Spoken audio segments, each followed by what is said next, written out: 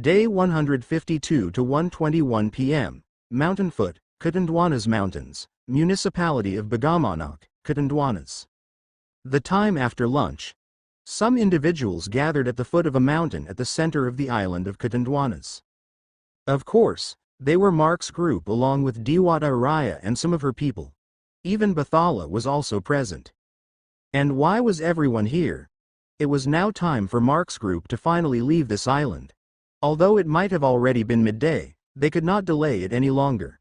Well, it was not wrong to say that it was actually ahead of schedule. Mark was not finished with his plans here on this island. He also wanted to eliminate the demons here himself. Lord Cease and his army were already dead. Even so, there were still many demons lurking in their territory. Even a single demon could pose a threat to many. However, there was no time for Mark to handle the small fries anymore. For him, a week was too short to prepare for an incoming worldwide disaster. Sometimes, it was really better if one was innocent of the incoming danger.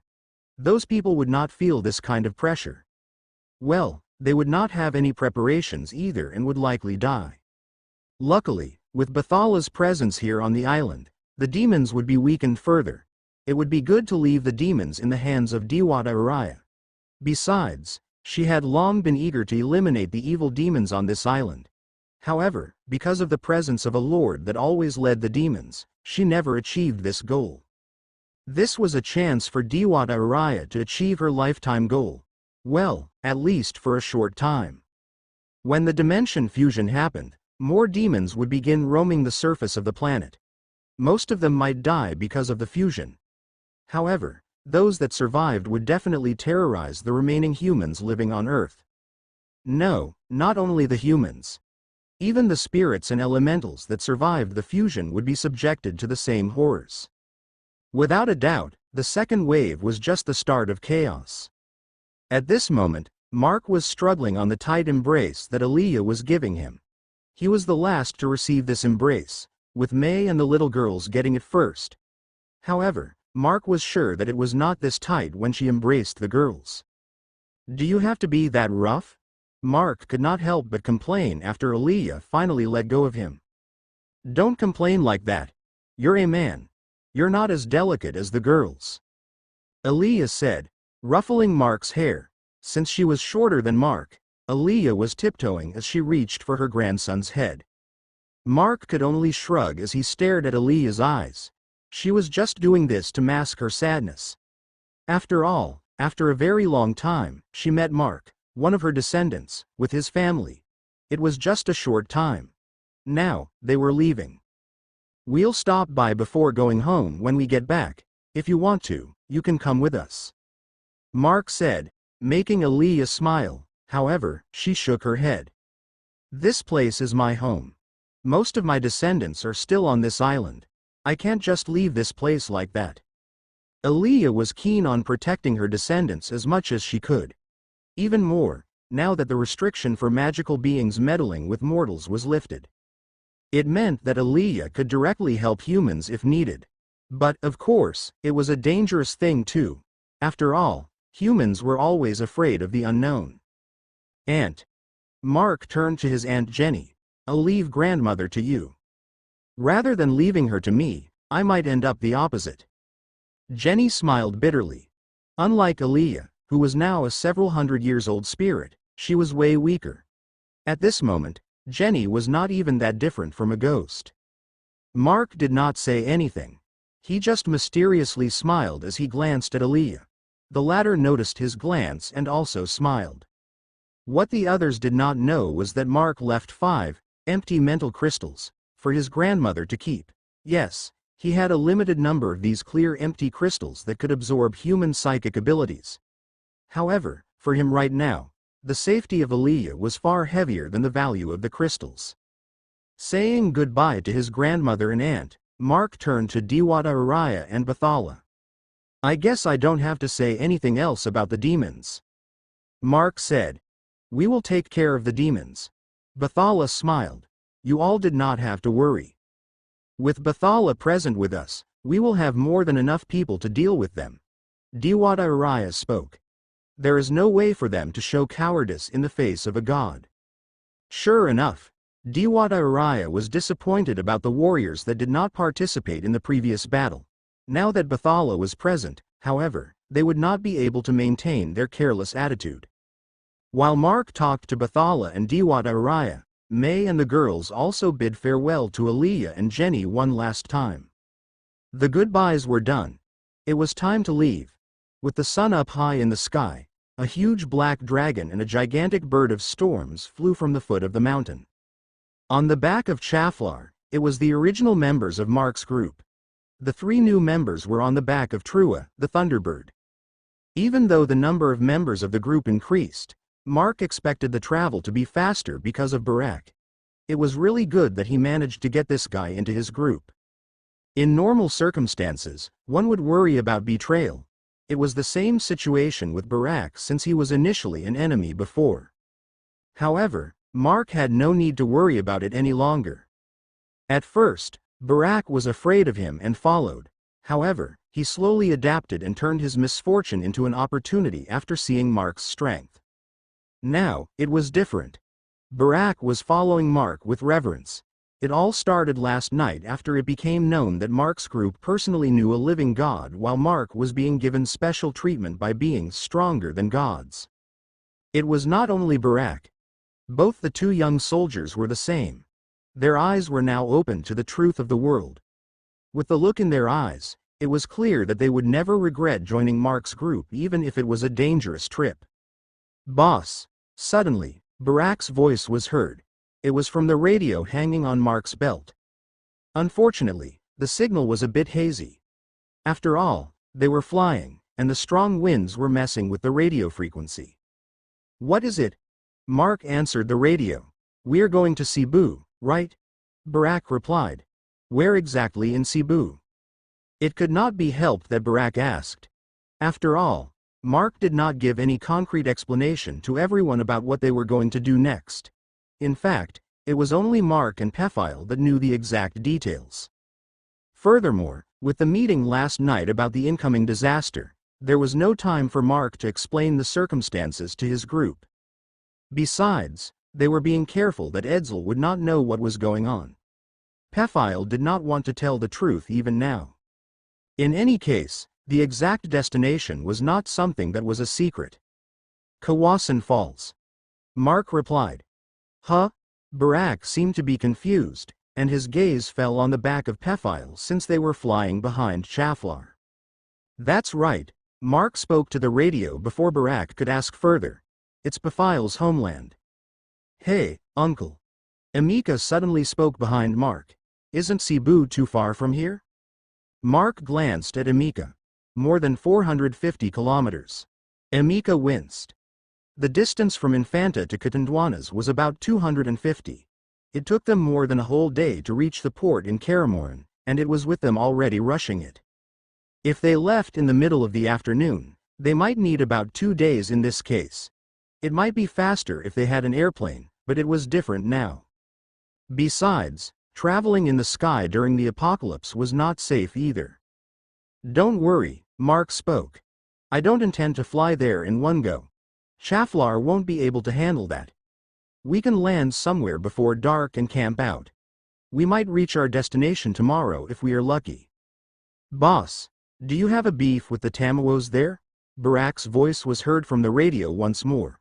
"From what it looks like, we are not just going there to visit." "Of course, we are not." Mark smiled. It was a disturbing smile. "We are going there to cause trouble." Mark glanced at the silent Pephile. He seemed to be in agreement with what Mark said. In fact, he was also smiling sinisterly. Pephile could not wait to make a mess of his former homeland. From the place where they started this journey to the southwest, the direction they were flying to would allow them to fly over the military settlement in Catanduanes. As they flew closer to the settlement, Mark told Barak to fly higher. If Chaflar and Trua flew too low over the settlement, things might become troublesome. It would be bad if the soldiers in the settlement panicked and just opened fire on them. Looking down from the sky, everyone could see the current state of the military settlement in Kodan. It was quite a disaster. Although small, like ants, They could see a lot of people busy cleaning the surroundings of the settlement. It was not just soldiers but even civilians. And the reason was the mountains of dead bodies that littered the surroundings outside the walls. As it appeared, the soldiers seemed to have a rough time last night. It was not surprising. The fluctuation from Barak's summoning already called hundreds of infected from across the Gulf. Of course, the energy fluctuation from the battle last night was much worse. Fortunately, the chance of another intelligent, leader-type, infected appearing once more was quite low. If another one existed nearby, it could have appeared back then because of Barak. Still, it seemed that all of the infected stuck under the Gulf came ashore. There were a whole lot of dead bodies. The numbers might even be more than half of the previous time. Flying at the sky, it seemed that some people below also saw Chafar and Trua. However, they were having a hard time trying to stare because the sun was right above, blocking the view from below. In any case, Mark had no plans to stop by the settlement. His business in the settlement was all finished. The only thing left was his deal with Valflora.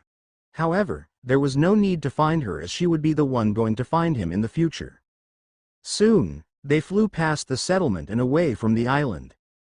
Mark could not help but look back. The very first relative that gave him unconditional warmth was on this island. "Gerger, we'll come back here again," May, who was sitting beside Mark, said as she leaned on his shoulder. "Yeah, we're going back here." With those thoughts, they left the island. The scene below alternated between water and land. After some time, Chaflar would need to go down to the ground to rest a bit. Of course, they did not stop but continued moving on land.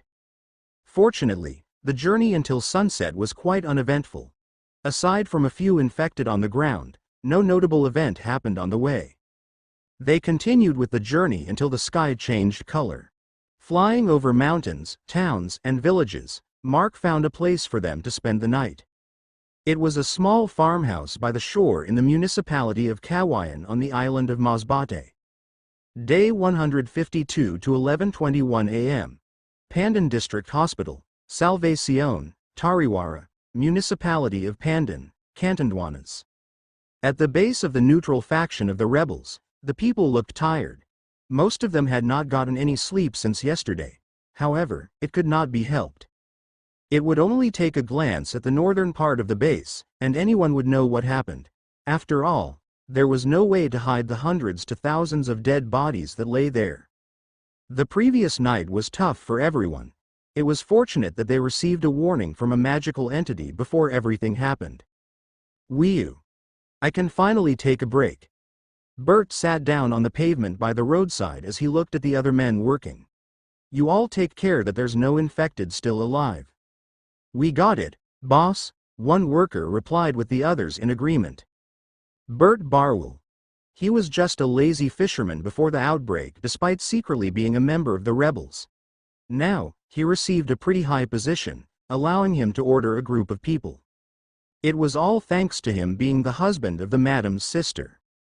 That was why even if he was still feeling lazy, Bert could not let down his men.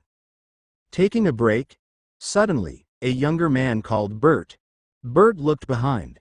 It was the man named Marvy, the husband of the madam. "Yeah," Bert replied. "Last night is such a mess." Bert was complaining. It was confusing as to why too many infected suddenly crossed the Gulf to get into the island. Luckily, they were prepared for this kind of situation. If not, they could only abandon this base considering the number of the infected. "It is good that we bolstered the defenses by the shore long ago," Marvy said as he took a seat beside Bert. "It's all thanks to Grace." Bert turned his head towards the piles of dead bodies in front. This must have been the situation she predicted before. It was lucky that she can read the future using different methods. If not, we're done for. Marvy could only smile bitterly. His wife had turned into the pillar of this base while he could only stand at the side. "Any change in last night's reading?" Bert ignored Marvy's silence and asked. When they received the warning from the Diwata last night, the madam, Grace, immediately did a prediction reading using her cards. The result was undesirable, with the death card on her tarot card set appearing consecutively. As a result of her reading, everyone was mobilized to defend against the incoming danger, and because of that, they succeeded with minimal casualties. Not even a slight change, Marvy replied. The death card is still appearing for some reason. The situation is still dangerous, then. Bert nodded. We better keep vigilant. Papa. A boy's voice was heard calling towards the two.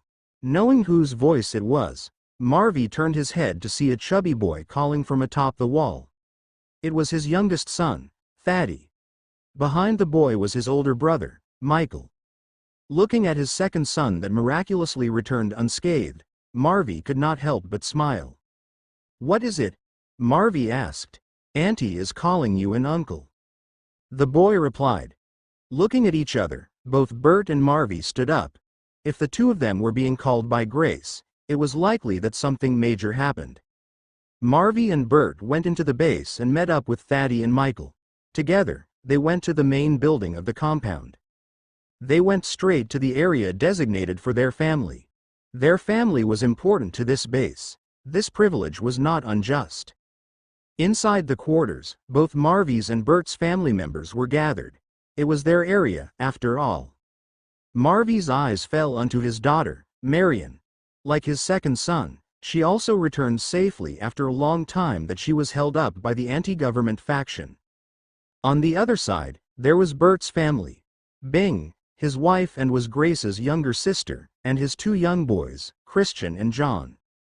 Aside from their family members, several people were also present. The person leading them all was no other than the leader of the neutral faction, Ismael Florencia. What is happening? Marvy asked. Madam Grace just did a reading. She's currently looking into more details. The one that answered Marvy was Ismael. Marvy then turned to Grace. She was sitting on the chair in front of a wide table. On the table, it was littered with tarot and playing cards, arranged in corresponding groups. At the moment, Grace was writing sets of numbers on a piece of paper. She seemed to be in a full trance as she wrote everything like ghostly scribbles. In that state of his wife, Marvy fell silent. It was better not to disrupt her in her.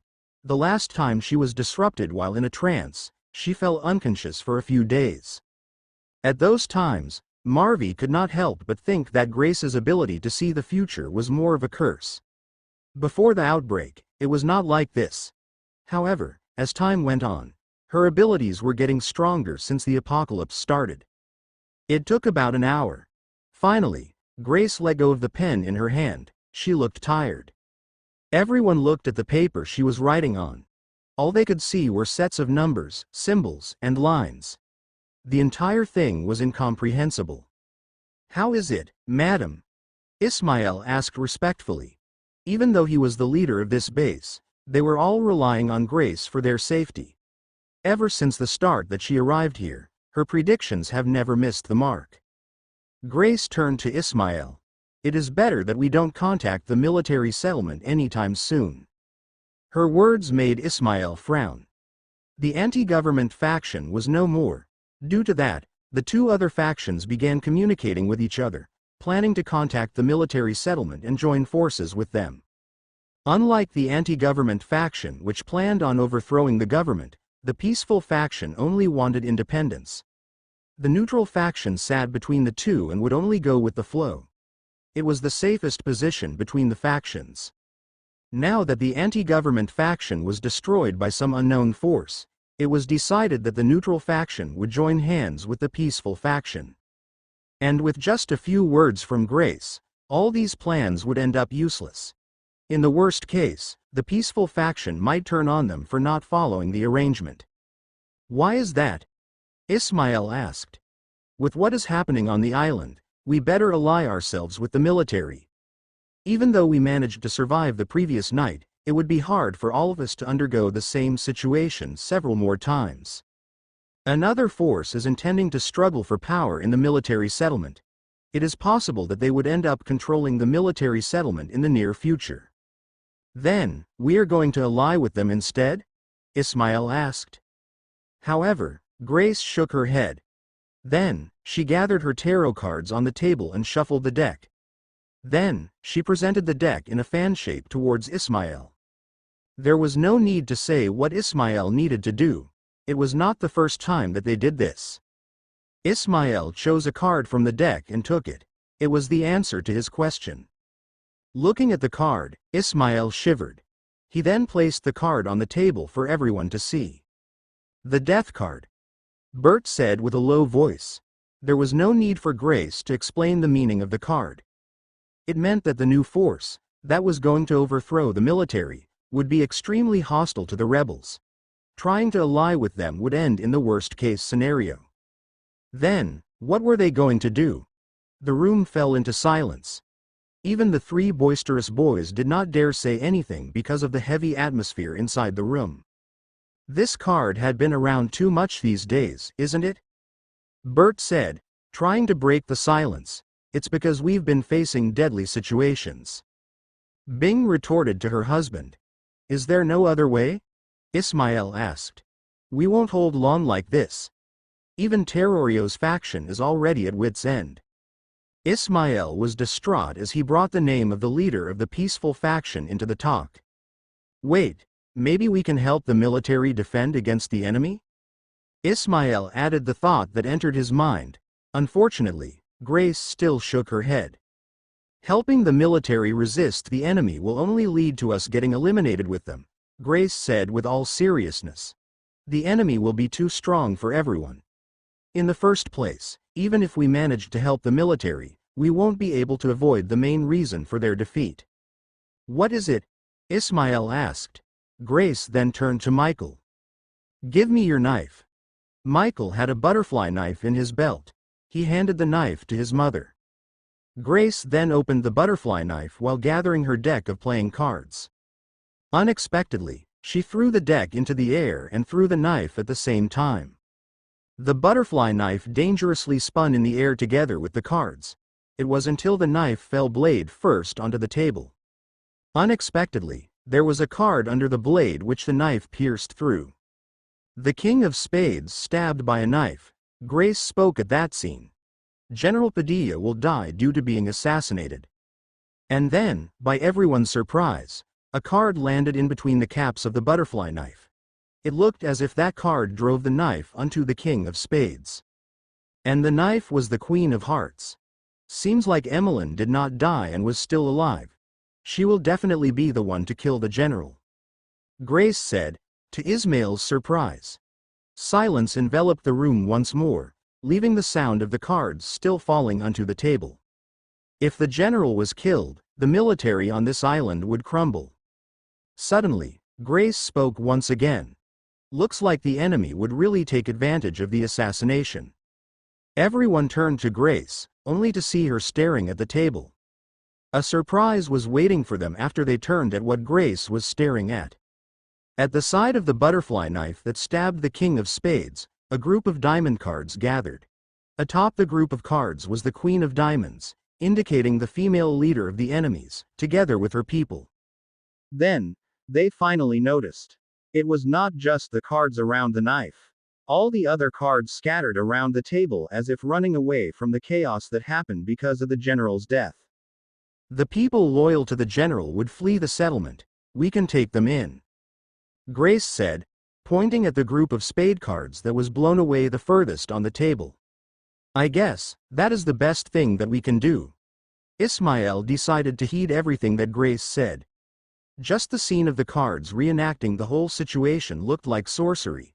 It all happened in front of him and there was no way to deny it. With this, the meeting this time was supposed to come to a close.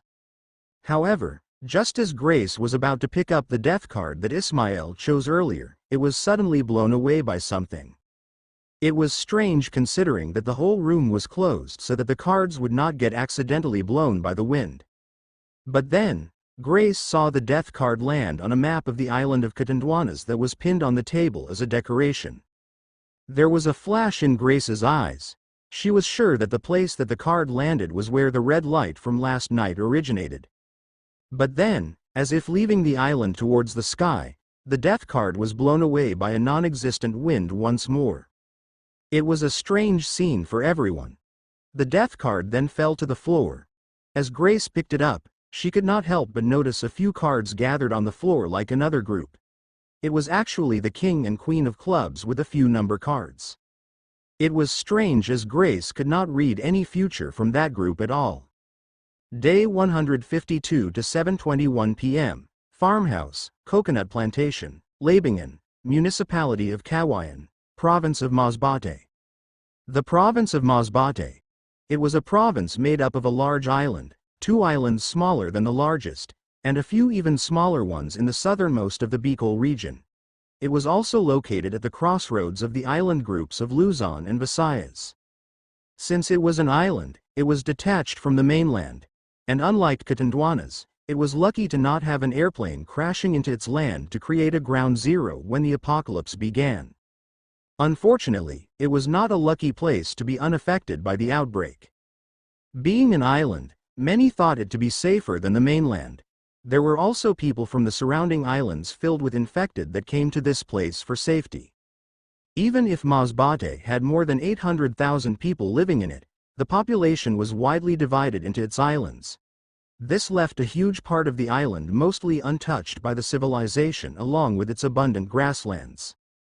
In many ways, it was a nice island to dwell in the apocalypse. The wide plains would allow others to see threats far before they came. The mountains and seas around the island would provide people with food. Lastly, as said before, no ground zeros of the outbreak were located on this island. Those very reasons put this island in more danger. People flocked into the island, urged by the government's announcements. And they brought along the infected with them unknowingly. Even before the animals could evolve or the marine animals managed to leave the sea, the island was already mostly dead. Despite the government announcements, this island was not really among the places they set up a military settlement. Thus, everyone was left to rely on local police, military forces, and even the anti-government militia. They did not last long. The longest was a little more than a month. These local forces were defeated, and the people were left to fend for themselves. Only a small number of people was left on this island. They were left to struggle to survive in the threats that surrounded them. It was good that a large patch of the island was composed of grasslands. They managed to survive in these places more than running into the mountains. After all, not only were the infected the threat they needed to face. Today, however, a lot of the survivors on this island were shaken. Before sunset, they saw 2 large monsters flying in the sky. They were sure that the 2 creatures landed on the southwest side of the island. No one suggested, but everyone decided. The survivors of Masbate would do their best to stay away from that part of the island. Unfortunately for those survivors, they would never know.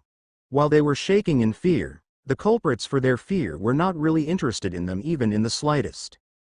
The 2 monsters landed by the southwestern coast, obeying the orders of their masters. Of course, they were Mark's group, finding a place to spend the night. What they found was a group of structures in the middle of a coconut plantation. Despite the place being surrounded by wide empty farmlands on the north and east sides, its west and southern areas were nothing but seawater. It was not an ideal place for people to stay, considering no one would know what kind of monster would suddenly come ashore. To Mark's group, however, that thing did not matter. While regular people would pray to their gods when an evolved marine animal appeared from the sea to attack their settlements, it was the complete opposite if it was Mark's group. The ones that would need to pray were the evolved marine animals. Fresh seafood was a delicacy, after all. From the structures, only the farmhouse that belonged to the owner of the plantation was habitable. Some were just storage and equipment sheds. There was also a processing area. None of those were places that one would stay for the night. The farmhouse did not seem to be rich looking. It was just a plain, modern structure with a few decorations. However, the house was huge enough to house a large family, not to mention Mark's group. Unfortunately, while it was looking neat outside, the inside was trashed. It seemed that the place had long been looted by scavengers. Nothing of value was left in the house. For some reason, even appliances were missing. It was likely that rather than scouring the place for supplies to survive, it was more a case of theft. The only good thing was that there were no signs of people being killed inside the house. In the least, there would be no need to clean some disgusting remains of dead people before they eat dinner and sleep. Since the group would continue their journey early in the morning, everyone went to sleep early. Mark, Barak, and Pephile had their own methods of securing everyone's safety. There was also Barak's summons and Chaflar to look out outside. It was fine to take a good rest for tomorrow. Even Pephile was taking advantage of the situation and was sleeping. It seemed that he wanted to be in top shape once they reached their destination. However, while everyone was already asleep, there was one person that could not. "Gerger," May softly called out as she climbed onto the roof of the farmhouse. There, Mark was lying down, gazing at the moon and the stars. Mark glanced at May with a slight smile. "Climb up." Like usual, May was up when Mark was missing. It was not like she could not sleep without Mark by her side. However, she wanted to spend as much time as she could with him. With the little girls around, she could not monopolize Mark. In the least, nighttime was her time with him, even if it was just sleeping together. Of course, she would not force it if Mark found it troublesome. In the least, it did not seem so. In fact, Mark appreciated her eagerness to spend time with him more than she thought. May sat down beside Mark. The two were silent for a moment. In a regular situation, one would ask why the other was still awake. As for Mark and May, there was no need to. They were used to this kind of situation. However, it was quite different tonight. May was suspiciously glancing at Mark, seemingly hesitating about something. "Want to ask me something?" Mark finally spoke. It was impossible for him not to notice May's hesitation. Although she was hesitating, her emotions were filled with curiosity, indicating that she was interested in something but not sure if she should ask. Finally, May mustered the courage. With a deep inhale, she spoke. "I hated my family. I don't want to be involved with them anymore. But Gerger, you don't seem to hate yours. You took great lengths to at least remove the greatest threats for them. But even so, you don't want to meet them. I'm curious." "Well, you really don't have to answer if it's troublesome." May was really curious. However, it seemed that she was hesitating to ask Mark because it might bother him instead. "Still, I just want to know more about you," May added, staring at Mark's eyes. Those words and her sincere expression, that is foul play, you know. Mark smiled bitterly. There was no way that he would be able to reject that. May became troubled. Did her question really trouble Mark? If that was the case, she should not have asked. But then, Mark started talking as he gazed once more towards the starry sky. "You're right. I don't hate my family, but it doesn't mean that I like them either. It was more towards dislike, to be honest, though." May fell silent as she intently listened to Mark. She was like a little girl waiting to be told her favorite fairy tale. Mark could only shake his head slightly, seeing May's behavior. "You see, even as their child, I can list more bad things about my parents than good things." Asterisk asterisk asterisk Mark's parents, Marvy and Grace, had a pretty outdated outlook on life. It was something that could not be helped because of the environment they grew up in. Both his parents came from rural provinces, where it was common for a child to end up doing labor to help their parents. Furthermore, their parents were not good ones either.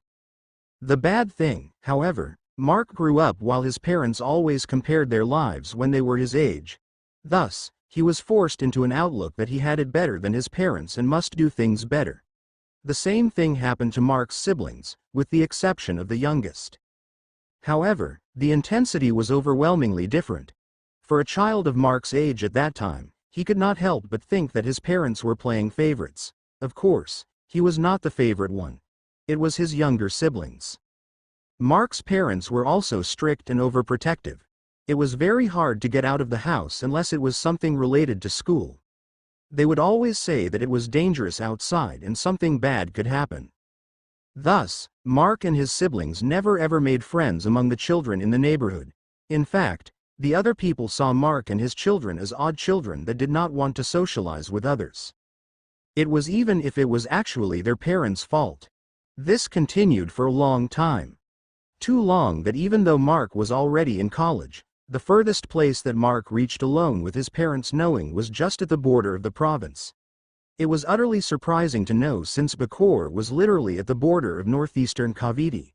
It meant that he did not actually go that far.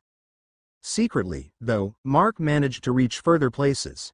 Even other municipalities nearby. Of course, if it was known by his parents at that time, he would be subjected to a frightening intensity of sermons and scolding. It was hard for Mark to keep those secrets. After all, his mother could more or less see through shallow lies. Mark grew being scolded a lot. It was even at times he was doing his best but did not reach the standards that his mother wanted.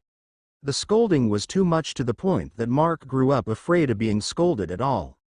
Although he became used to it after a long time and Mark learned to tighten his expressions, his heart would always intensely pound whenever he heard his mother's angry voice. It was even if he was not the one being scolded at all. Because of this, Mark learned to shift blames as much as he could or even throw excuses to avoid being scolded a lot. But of course, it was not the worst thing. Asian mothers were known to scold and hit their children when they did something wrong or even if they were just angry.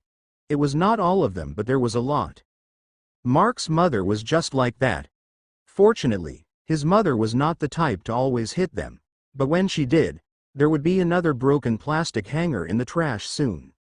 From these kinds of things, Mark grew up afraid of his parents. He followed their instructions as much as he could, rational or not. In fact, at an early age, rather than helping with house chores, Mark was doing the house chores by himself. It was because he was tasked by his parents to do it once. And for some reason, it became his duty alone. Mark did not question it, though. Washing the dishes, cooking dinner and lunch, washing the clothes, sweeping the yard, and other chores.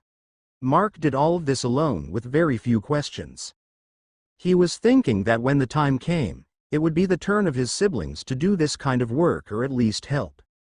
Years passed and Mark realized. His siblings were already past the age of the first time he took the chores. Yet, none of them were even pushed to his role or even help him. And he also realized. Mark's mother stopped doing most of the chores that were supposed to be her duty as the woman of the house. All of it was thrown unto him for some reason. Asterisk asterisk asterisk. It was the time that I thought. Mark sighed. Maybe I'm adopted. Day 152 to 7:59 p.m.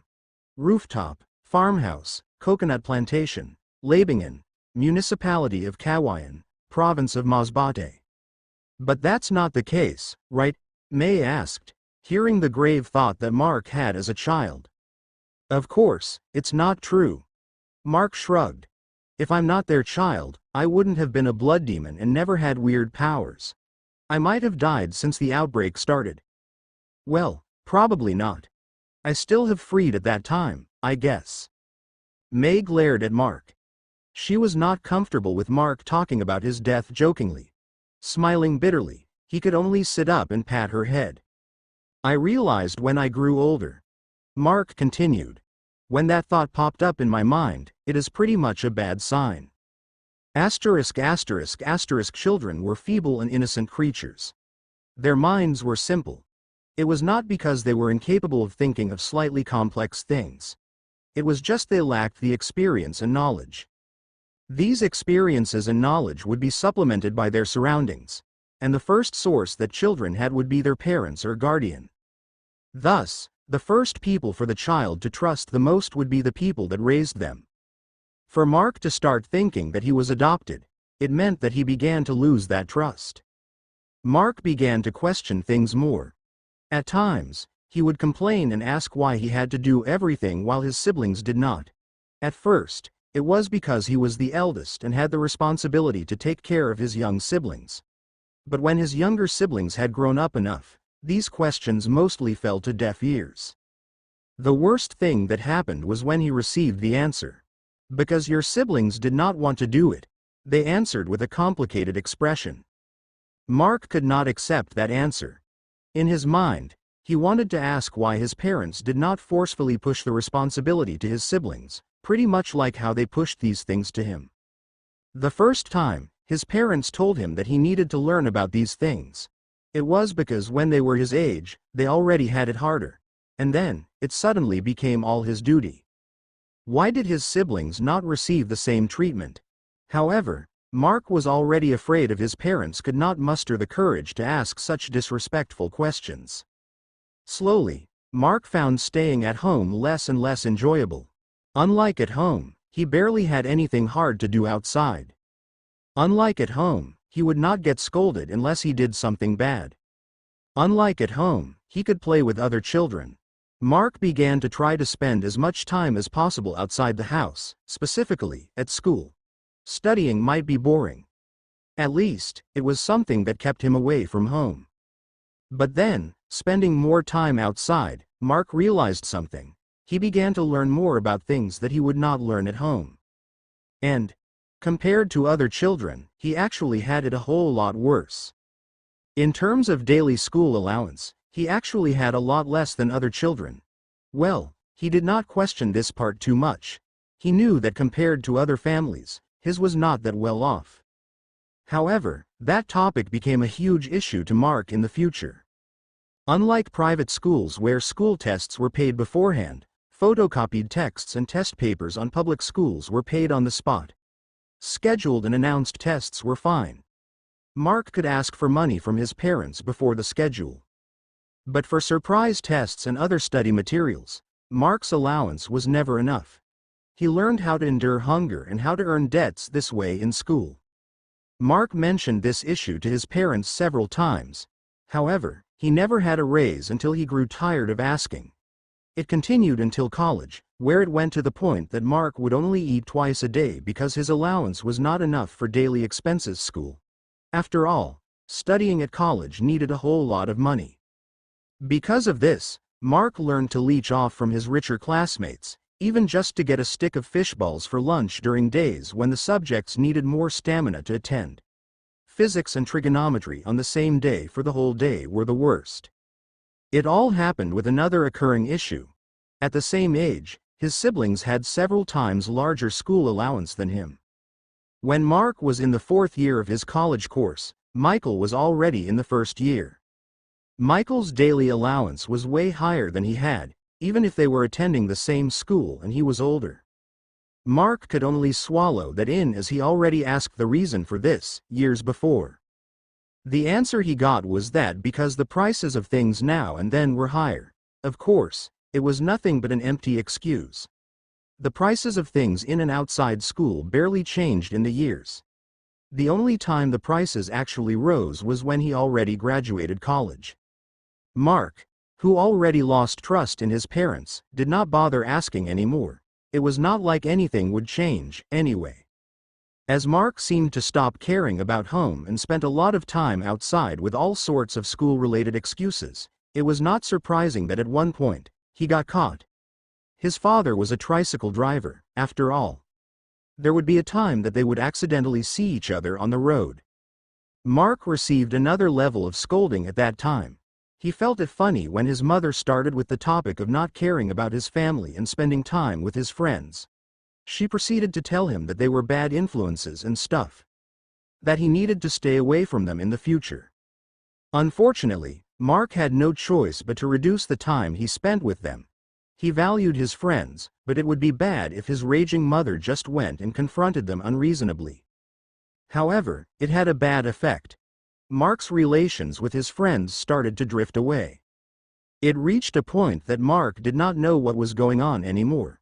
Once he met with his friends from time to time, they could talk about things he had no idea about. Furthermore, new people would keep popping out into the group with Mark having no idea who they were. Mark began to lose his place in his circle until it reached the time that he thought that they were his not true friends at all. Well, in the least, he had some good times with them in the past. Unable to keep up with his friends any longer, Mark finally decided to stay away for good. Mark managed to graduate in those conditions. But then, Mark, who thought that he would be able to finally leave the grasp of his parents, found a dilemma. That graduation was the start of his stagnated life. Mark did not know at that time. He had long developed anxiety towards people. It became extremely hard for him to meet new people, not to mention actually applying for a job. He did not learn anything useful in college. Mark was anxious about his abilities not up to par with the job and getting on the bad side of people. In the first place, the school and college degree that Mark had was not his choice in the first place. What Mark wanted before was to take a 2-year course at a certain Japanese-oriented school. Furthermore, the course was actually centered on computer programming and video game development. It was something that Mark liked and would allow him to actually earn money in a shorter period.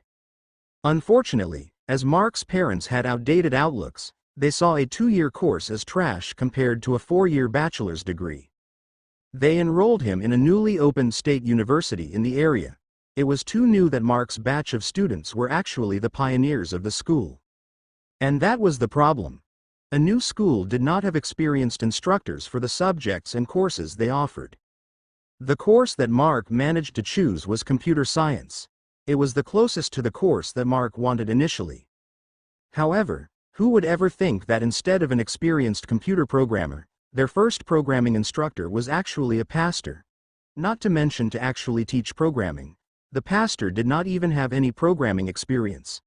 While he was teaching the course, the pastor was also learning the subject. At first, no one paid attention to this detail. This issue persisted over the years even if the instructors were already replaced.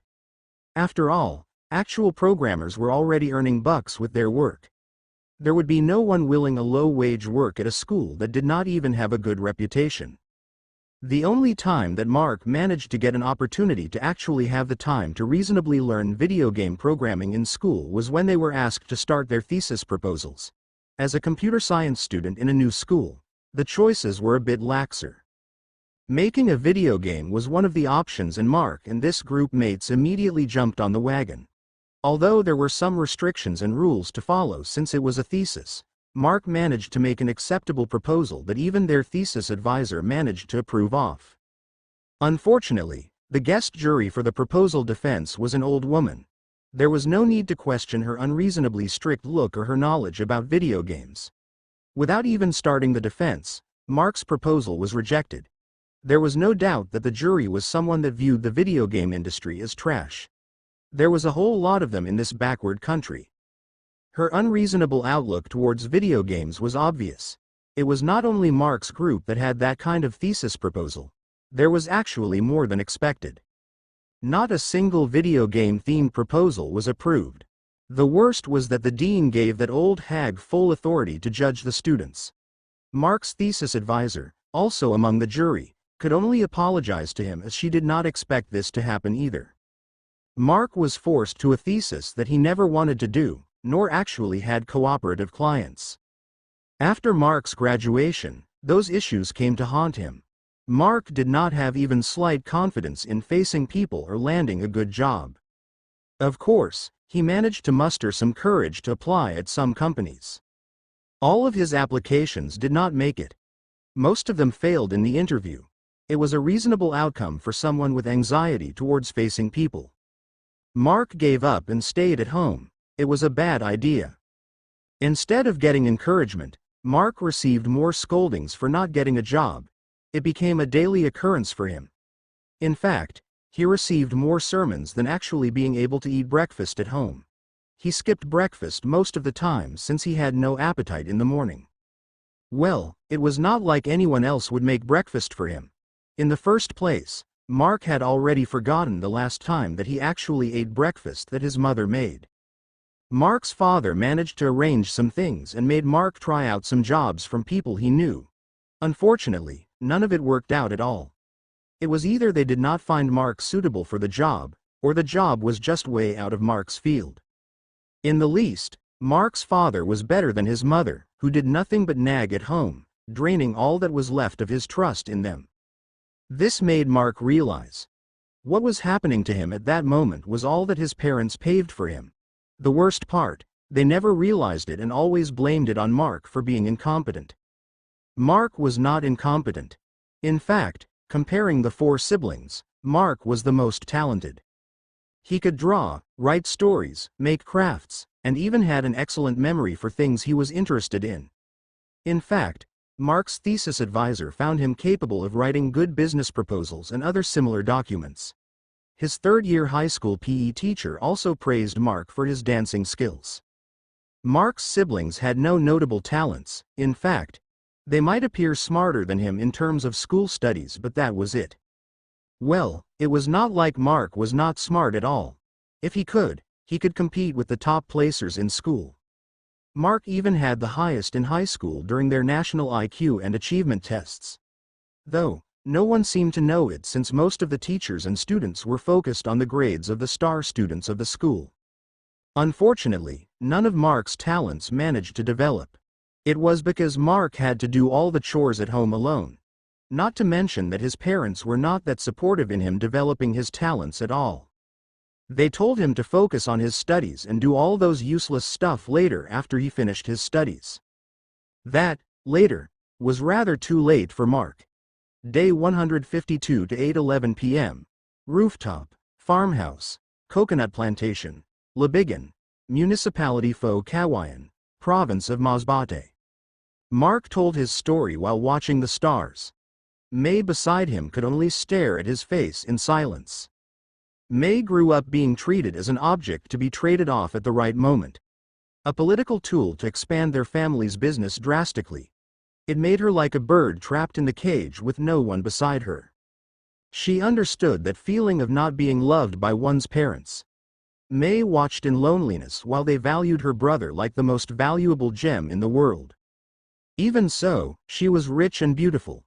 People would flock like flies towards her, wanting her friendship in one way or another. All of it was fake, though, for the very same reasons. Nonetheless, despite all those, she never experienced hunger due to a lack of money. May might have felt that she was all alone in the world. She had no freedom and had no right to decide for herself. But compared to Mark, May was way well off. She could not imagine what she would end up if she had those kinds of experiences. It might not be surprising for a person to give up midway through those experiences. May could not believe that the most important person to her went through that experiences while growing up. She felt frustrated and wanted to cry for him. However, May did not let a single tear off her eyes. Mark might have gone through all that, but what he needed right now was not pity. Mark's mind was fleeting through his past experiences. He did not notice until May's hand was already on his head, caressing his hair gently. Gerger did great. May's voice entered his ears. Mark could not help but feel his eyes a bit watery. May was right. What Mark needed right now was not pity but commendation. He was already past the time he needed anyone's pity and help. He persevered alone and was now here beside her. And from here, Mark continued with the remaining bits of his story. Crippling anxiety was hard to recover from, especially for Mark, who was receiving neither support nor treatment. Mark became a shut-in for a few years, enduring more and more sermons and scoldings. It was until finally, they grew tired as Mark also stopped listening. They thought that Mark was already a lost cause, and from there, Mark was truly alone, spending all day in the confines of the four walls of his small room. Although he still had some interactions with his family, it was kept to a bare minimum. In the least, he did not stop doing house chores. After all, it was all that someone like him that had no job could do to help. Mark might have the disability to work, but he did not want to entirely become a burden. But of course, his parents turned a blind eye to his remaining effort and deemed him useless. In any case, they left him alone. Unexpectedly, being left alone without interference gave him more opportunities. One day, a vocational school opened up just on the opposite side of their housing subdivision. It was just a 10-minute walk away from his house. It was his father that subtly told him about it. The best thing about this was that the school was free. Anyone with interest was free to attend. It was funded by the government. However, would that vocational school be flocked with people because of this? No, even if the slots for the school was limited, it was never filled. Why? The only course that the school provided was NCII pen and paper animation. It was an industry not highly valued in this third world country. However, as an otaku, it was one of Mark's few aspirations. Thus, even though Mark was a bit late to enroll, he managed to enter the school's 6 months program. Mark managed to actually pass the exam 6 months later with flying colors. With the help of the instructor that taught them for 6 months, Mark managed to finally land his first job since graduating college. It was on an animation studio in Manila, affiliated with a children's channel in America. Animating cartoons was not really Mark's goal, but it was already a big step for him. At that same animation studio was where Mark met Haley and Nicole and became friends with them.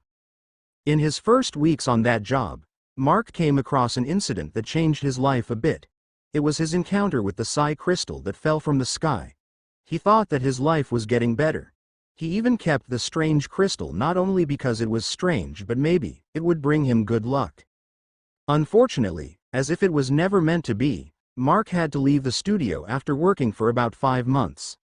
Not only Mark left but also some of the animators that entered the studio together with him. It was not an issue with them, but an issue with the studio being unprepared for new employees even though they hired them. Was Mark unlucky? Maybe he was. And like before, Mark was back to being jobless once more. In the least, this time, Mark felt that there was still some hope for him.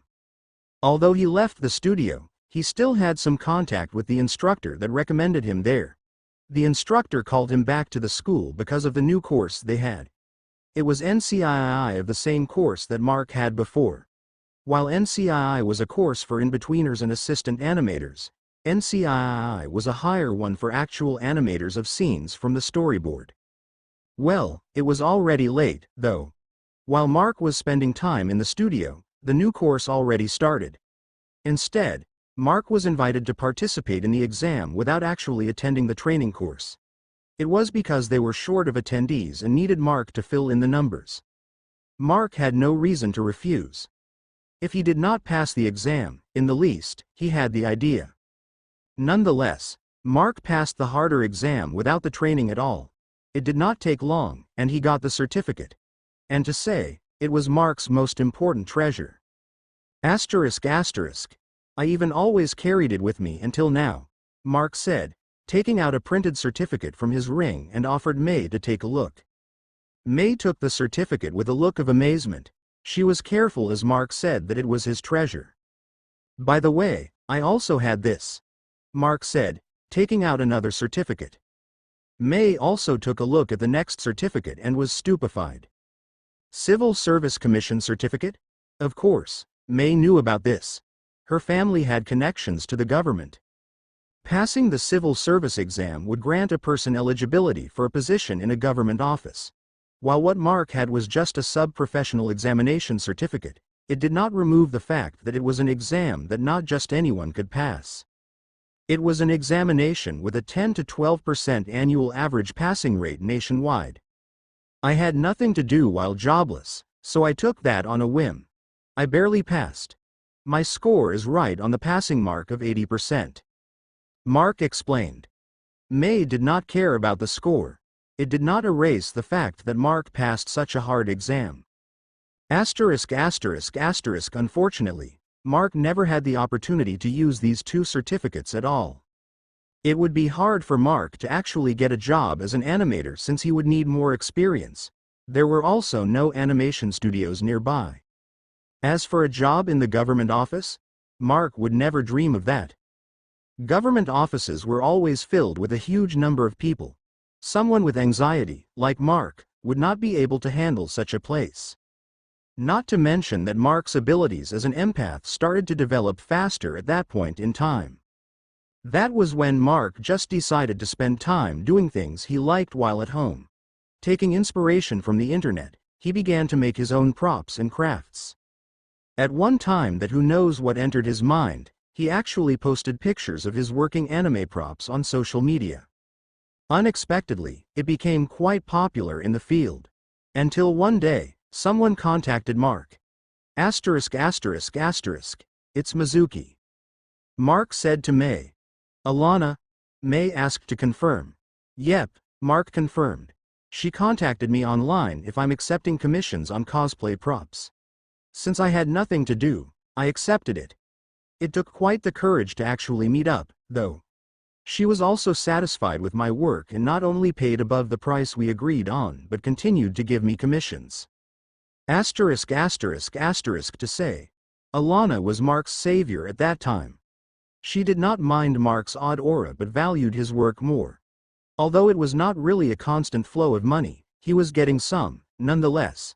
She also referred him to other customers, giving him more chance to earn money. With Mark earning money, he began to have more freedom at home. However, it seemed that he was destined to be unlucky. One day, while going home, Mark came across a kidnapping incident. Asterisk asterisk. That's the first time I met you, I guess? Mark said, glancing at May. Of course, May was stupefied. She never mentioned to Mark that she was kidnapped a few years ago, but then, she realized. Don't tell me. May stared at Mark, only to see him shake his head. I did see you getting taken out of the vehicle, but it's not me who saved you. It's Freed, who took over my body at that time. I also almost died at that time, you know. No, actually, the two of us should have died at that there. It's just Freed interfered. Asterisk asterisk asterisk. Was it something destined? No one would be able to tell. It was that time that the things that Mark thought were getting better became worse. Mark's connection to his family felt stifled even more than before. It was fortunate that he was already used to it and the connection between him and his family was already thin in the first place. And from there, it was the story that May knew. Asterisk asterisk asterisk. Mark finished telling May his past. It was no wonder now that he did not want to associate with his family at all. Although he still made a bit of effort for them, there was no way that he would try to appear before them. Without them, Mark was doing fine. Mark's past experiences were what made him what he was right now. As someone who could not eat enough in the past, it was not surprising that Mark would not pass good food at any possible time. Since he experienced being under and leeching off someone, Mark never wanted to be under anyone once again. It was a past filled with limitations and struggle. That was why Mark wanted to be free this time around. Uncaged by anything that wanted to trap him. And most of these were things that the apocalypse gave to Mark. Asterisk asterisk. Should we go to sleep? Mark asked May while he returned his certificates inside his ring. Let's go. May nodded with a smile. Knowing each other's story made their hearts closer to each other. It made them understand each other, and know what shaped their current selves. Unlike the previous nights, this one was special. It was since Mark finally opened his past to someone. Asterisk asterisk asterisk. A pair of people contrasting each other in many ways. One was beautiful while the other was below average. The first was rich and the second was poor. Yet, they were also similar. Unbound by destiny, freed from the cages called their past. They were now able to write their own fates, and affect others instead of being affected. The night was deep and they embraced their rest. Tomorrow would be a new adventure. Day 153 to 7:41 a.m. Farmhouse, Coconut Plantation, Labigan, Municipality of Kawayan, Province of Masbate. Another night had passed. This time, in an unfamiliar land. Fortunately, the rest of the night was peaceful. Without anything to take them away from their sleep, it was easier to prepare for departure after waking up the following day. By the coast, Chaflar and Trua stood side by side. It was quite an intimidating sight. It was even if the two magnificent beasts had their bodies lowered, letting the whole group ride onto their back. Everyone ready? Mark asked as he sat onto Chaflar's back. We're good, boss, Barak replied on the back of Trua. Behind Barak were Geronimo and Padua. It seemed that they were still a bit nervous about riding on the back of a giant bird. But compared to yesterday, they looked way better. On the other hand, Mark's group was ready to go. All of them, with Emika as an exception, were used to riding on Chaflar's back. Well, Emika was more eager to ride than being nervous. There was no problem with her either. And thus, under the morning sun, the two gigantic beasts flew from the southwest shore of Masbate. Of course, some of the survivors living in the plains nearby witnessed the departure of the two beasts. Those people could only sigh in relief. thinking that the potential danger had left their island. Leaving the island province of Masbate, they only needed another half the distance of their journey from Catanduanes. If things go smoothly, they might reach their destination a little bit past noon. The most peaceful part of the journey was during the time they were flying across the sea. It was also the best time for the group to talk about what they were going to do first when they arrived at their destination. Mark's group began to talk about the situation while Barak and the two soldiers on the back of the Thunderbird listened through the radio. Mark then took out his tablet that had the offline map saved. Turning on the tablet and putting the map on display, Mark manually searched the map. There was no internet service available, after all. All had Mark was the map data along with the places already displayed on the map. Kawasan Falls. Found it, Mark said as he turned to Pephile. Where exactly is the place your tribe is living at? Pephile looked at the screen of the tablet. Even if he was a Tamawo, he understood how to use these things. Not only he lived near humans for years, but he was also influenced heavily by Mark's group. Searching in the satellite image of the map, Pephile easily identified the area. It should be here. Pephile pointed at the thick forest southeast of Kawasan Falls. Kawasan Falls was one of the places where the myths about Tamawas centered. Not only one story but many unfolded at this location. The Tamawas were known to abduct people around this area. It was mysterious abductions that people never managed to unfold aside from tracing back to the myths of the place. It was said that Tamawas of Kawasan Falls choose their victims by beauty or those that polluted the waters of Kawasan Falls and the rivers around it. It supported the myths of Tamawas abducting women to be their wives and give birth to their children. As for the undisciplined people that dirtied the waters of the place, they were unlucky. The myths said that they were meant to be sacrificed. It was for their sin of polluting the sacred grounds of the Tamawo. Regrettably, the beautiful waterfalls already became a tourist attraction. Not only it defiled the Tamawo's sacred grounds, but it also lessened their activities in the area. It was unfortunate to the Tamawas as humans encroached on their territory. However, with the current world being ruled by humans, the Tamawas could only swallow this setback. It was better to endure than let their tribe become extinct because they gained the ire of humans to an irredeemable degree. Looking at the area where Pephile pointed, Mark nodded. It was an area thick with forests and had a wide river flowing through its center. The very same river was connected to the Kawasan Falls. The surrounding area seemed to have high cliffs, which could serve as a natural defense against threats. And considering that the Tamawas were spirits of nature, it was likely that they used the trees by river and cliffs as their dwellings. The Tamawos there had their own sanctuary, right?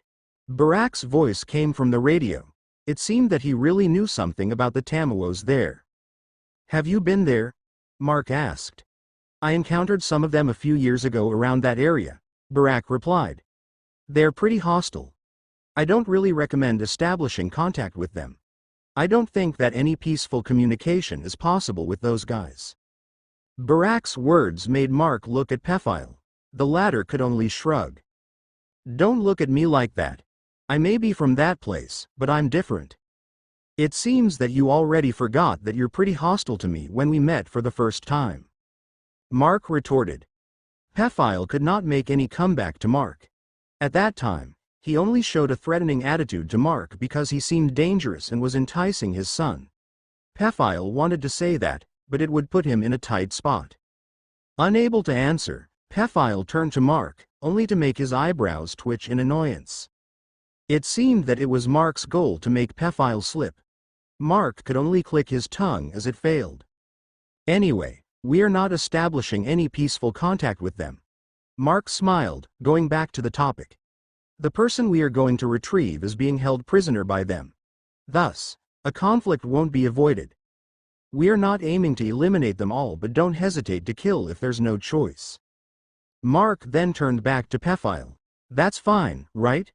Don't worry, I don't have any strong lingering sentiment for the tribe anymore.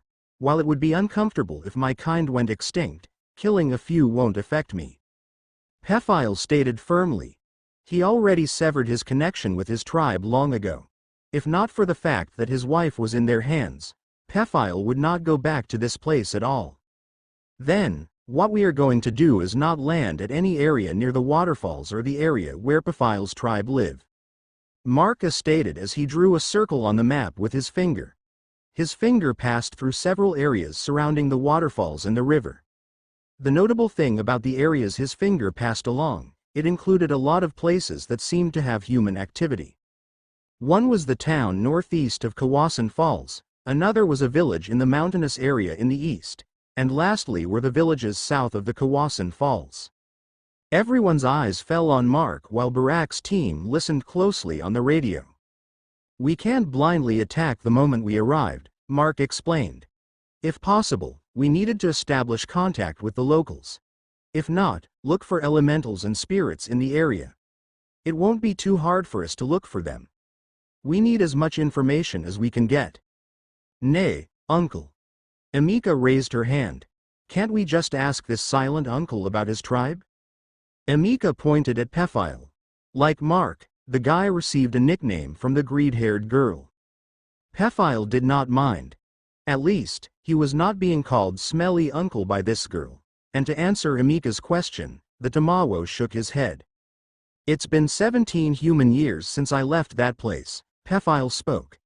"The passage of time might be slightly slower inside the sanctuary, but it is still long enough for many things to change. And instead, the information I had might put us to risk." Pephile's explanation made the others understand why Mark proposed a different approach. Old information, after all, was unreliable. If Pephile knew about a piece of certain information about the tribe, the members of the tribe would also know about it.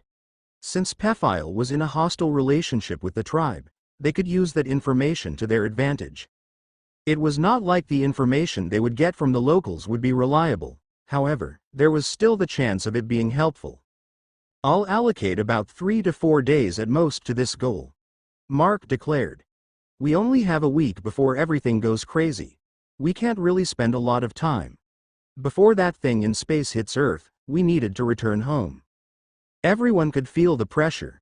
It was hard to work on a deadline, especially when the deadline was a worldwide disaster. In any case, it could not be helped. It would be harder to do this after the planetary debris hit Earth. It might even be questionable if Pephile's tribe would still exist after that. Still, there was a question lingering in everyone's mind. Who were they going to save from the Tamawas? It was a question that would not be answered until they saw the very person they were going to save. They continued with the plans as they flew southwest. It did not take them long, and they arrived at the island of Cebu. However, instead of flying over the land, Mark instructed everyone to continue flying along the coast. Flying over the mountains of any place on Earth was a huge gamble. Who knows what would suddenly come flying out of the mountains and forests to attack them? Better play it safe than encounter more hindrance along the way. It was not like the possibility of encountering any flying infected or evolved animal along the coast was zero. At least, the chance was lowered greatly. In fact, Mark's group encountered a group of evolved seagulls flying along the northern shore of Cebu. The birds were about the size of an 8-month-old human baby. Regular travelers would be horrified by such a sight. However, it was not a feral group, and the birds all scampered away as they noticed Chaffler's and Trua's presence. They also saw a pair of butterflies flying above the mountains not too far away. It seemed to be paper kite bufferlies that were endemic to Cebu. However, these two were way far away from their supposed habitat in the southern parts of Cebu. Butterflies were a beautiful sight. Well, the small ones at least. A butterfly with a wingspan about the size of a family van was horrifying instead of being beautiful. Like before, they had to take some short breaks. Chafflar had limited time flying, after all. Maybe, after Chafflar grew stronger, it would be able to fly longer and faster. During breaks, Mark would go around structures by the shore. Looking for supplies was never unnecessary at any given time. If there was an opportunity to look for food or usable items, one needed to grab it. In exchange, however, Mark managed to encounter some infected here and there. The island of Cebu was never safe from the threat of the infected. Cebu might only have a single airport, but it was one of the most popular places for people to go during holidays, the start of the apocalypse. With a busy airport like that, having one or two airplanes crashing onto the island was not surprising. Well, there was no need to wonder. "Papa, look!" Miracle exclaimed, pointing at the mountain rock formation at the center of the island. It seemed to be the peak of a mountain with a strange appearance. Mark could only frown at the scene. Embedded at the rock formation was a huge passenger plane. The plane was already cut in half with only the tail left on the rock formation. The other parts of the airplane should be scattered around the mountain, along with its uncanny mutated passengers. In any case, it was not their business. Mark's group continued traveling south. 2 hours past noon, Mark's group reached their first destination. The coastal town in the barangay of Balan. It was the nearest town to Kawasan Falls, and the river that flowed down from the falls flowed across the center of the town.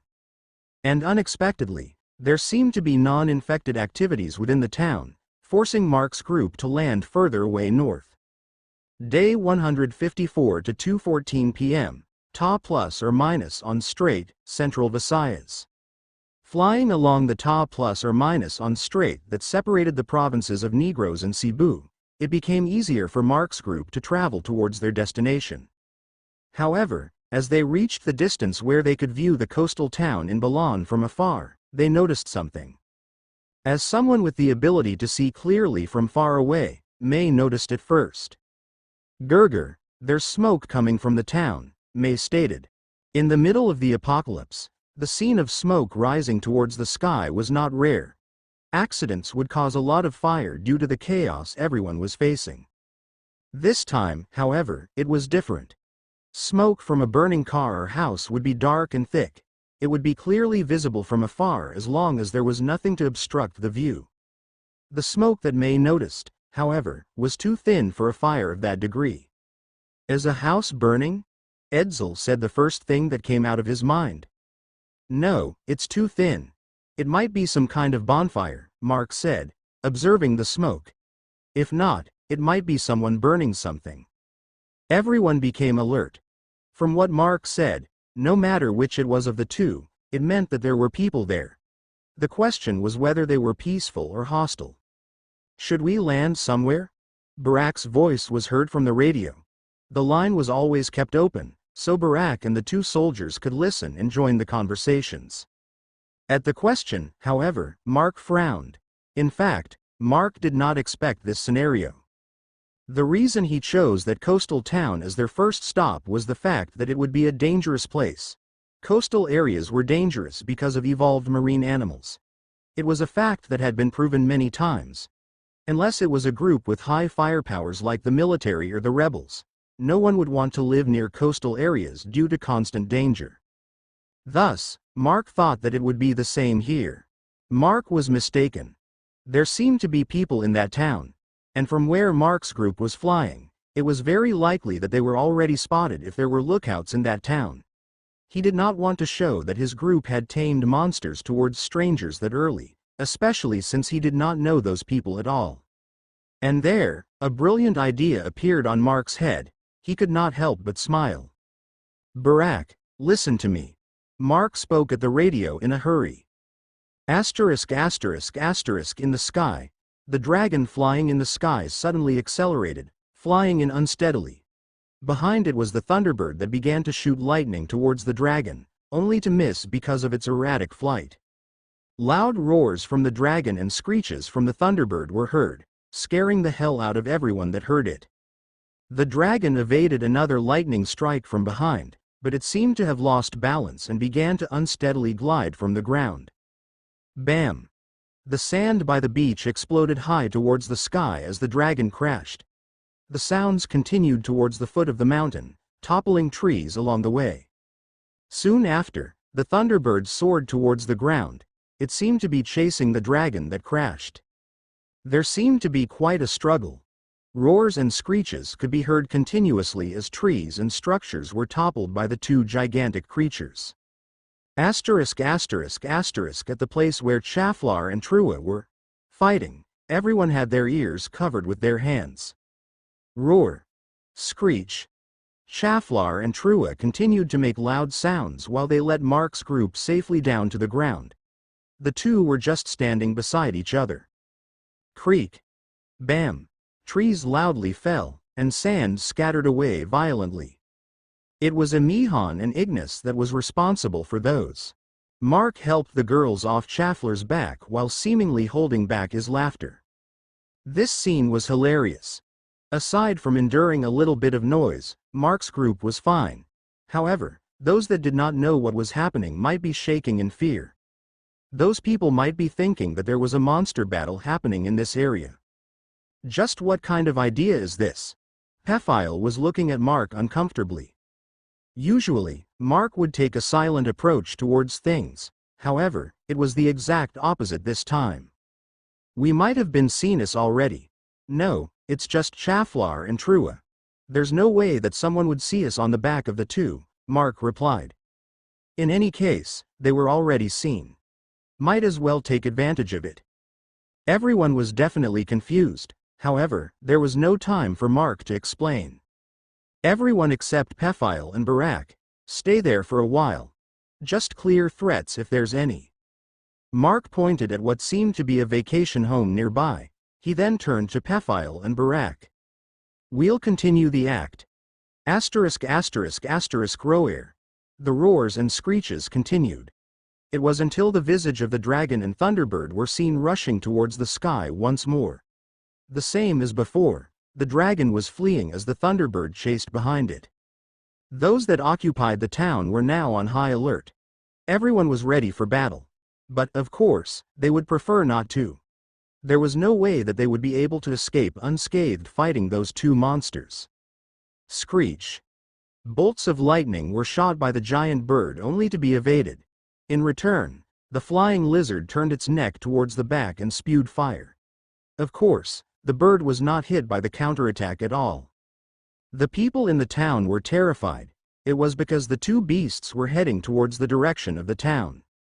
But then, they saw the two beasts fly over their heads. Their flight was a bit low, and everyone could see the bottoms of the monsters clearly. They all gripped their weapons in fear. Everyone was silent, watching the horrifying scene. Although they felt the danger, none of them struck first. It seemed that they knew that it was better not to provoke the monsters. After all, the monsters were only chasing each other and not them. It only took a few seconds, but it felt like an eternity. Fortunately, even though the two monsters were shooting lightning bolts and spewing fire, they only passed above the town. The people could only sigh in relief as they saw the two monsters fly away, chasing each other. Well, not all were happy. It seemed that there were many individuals in the town wishing for it to get destroyed instead. Chaflar and Trua flew away from the town, still pretending to chase each other. It was until it was sure that they were far enough from the town that they stopped. On the back of the two beasts, figures emerged out of thin air. It was no other than Mark and Pephile on Chaflar's back and Barak on Trua's. Mark reached towards the gloomy crystal flying in front of him.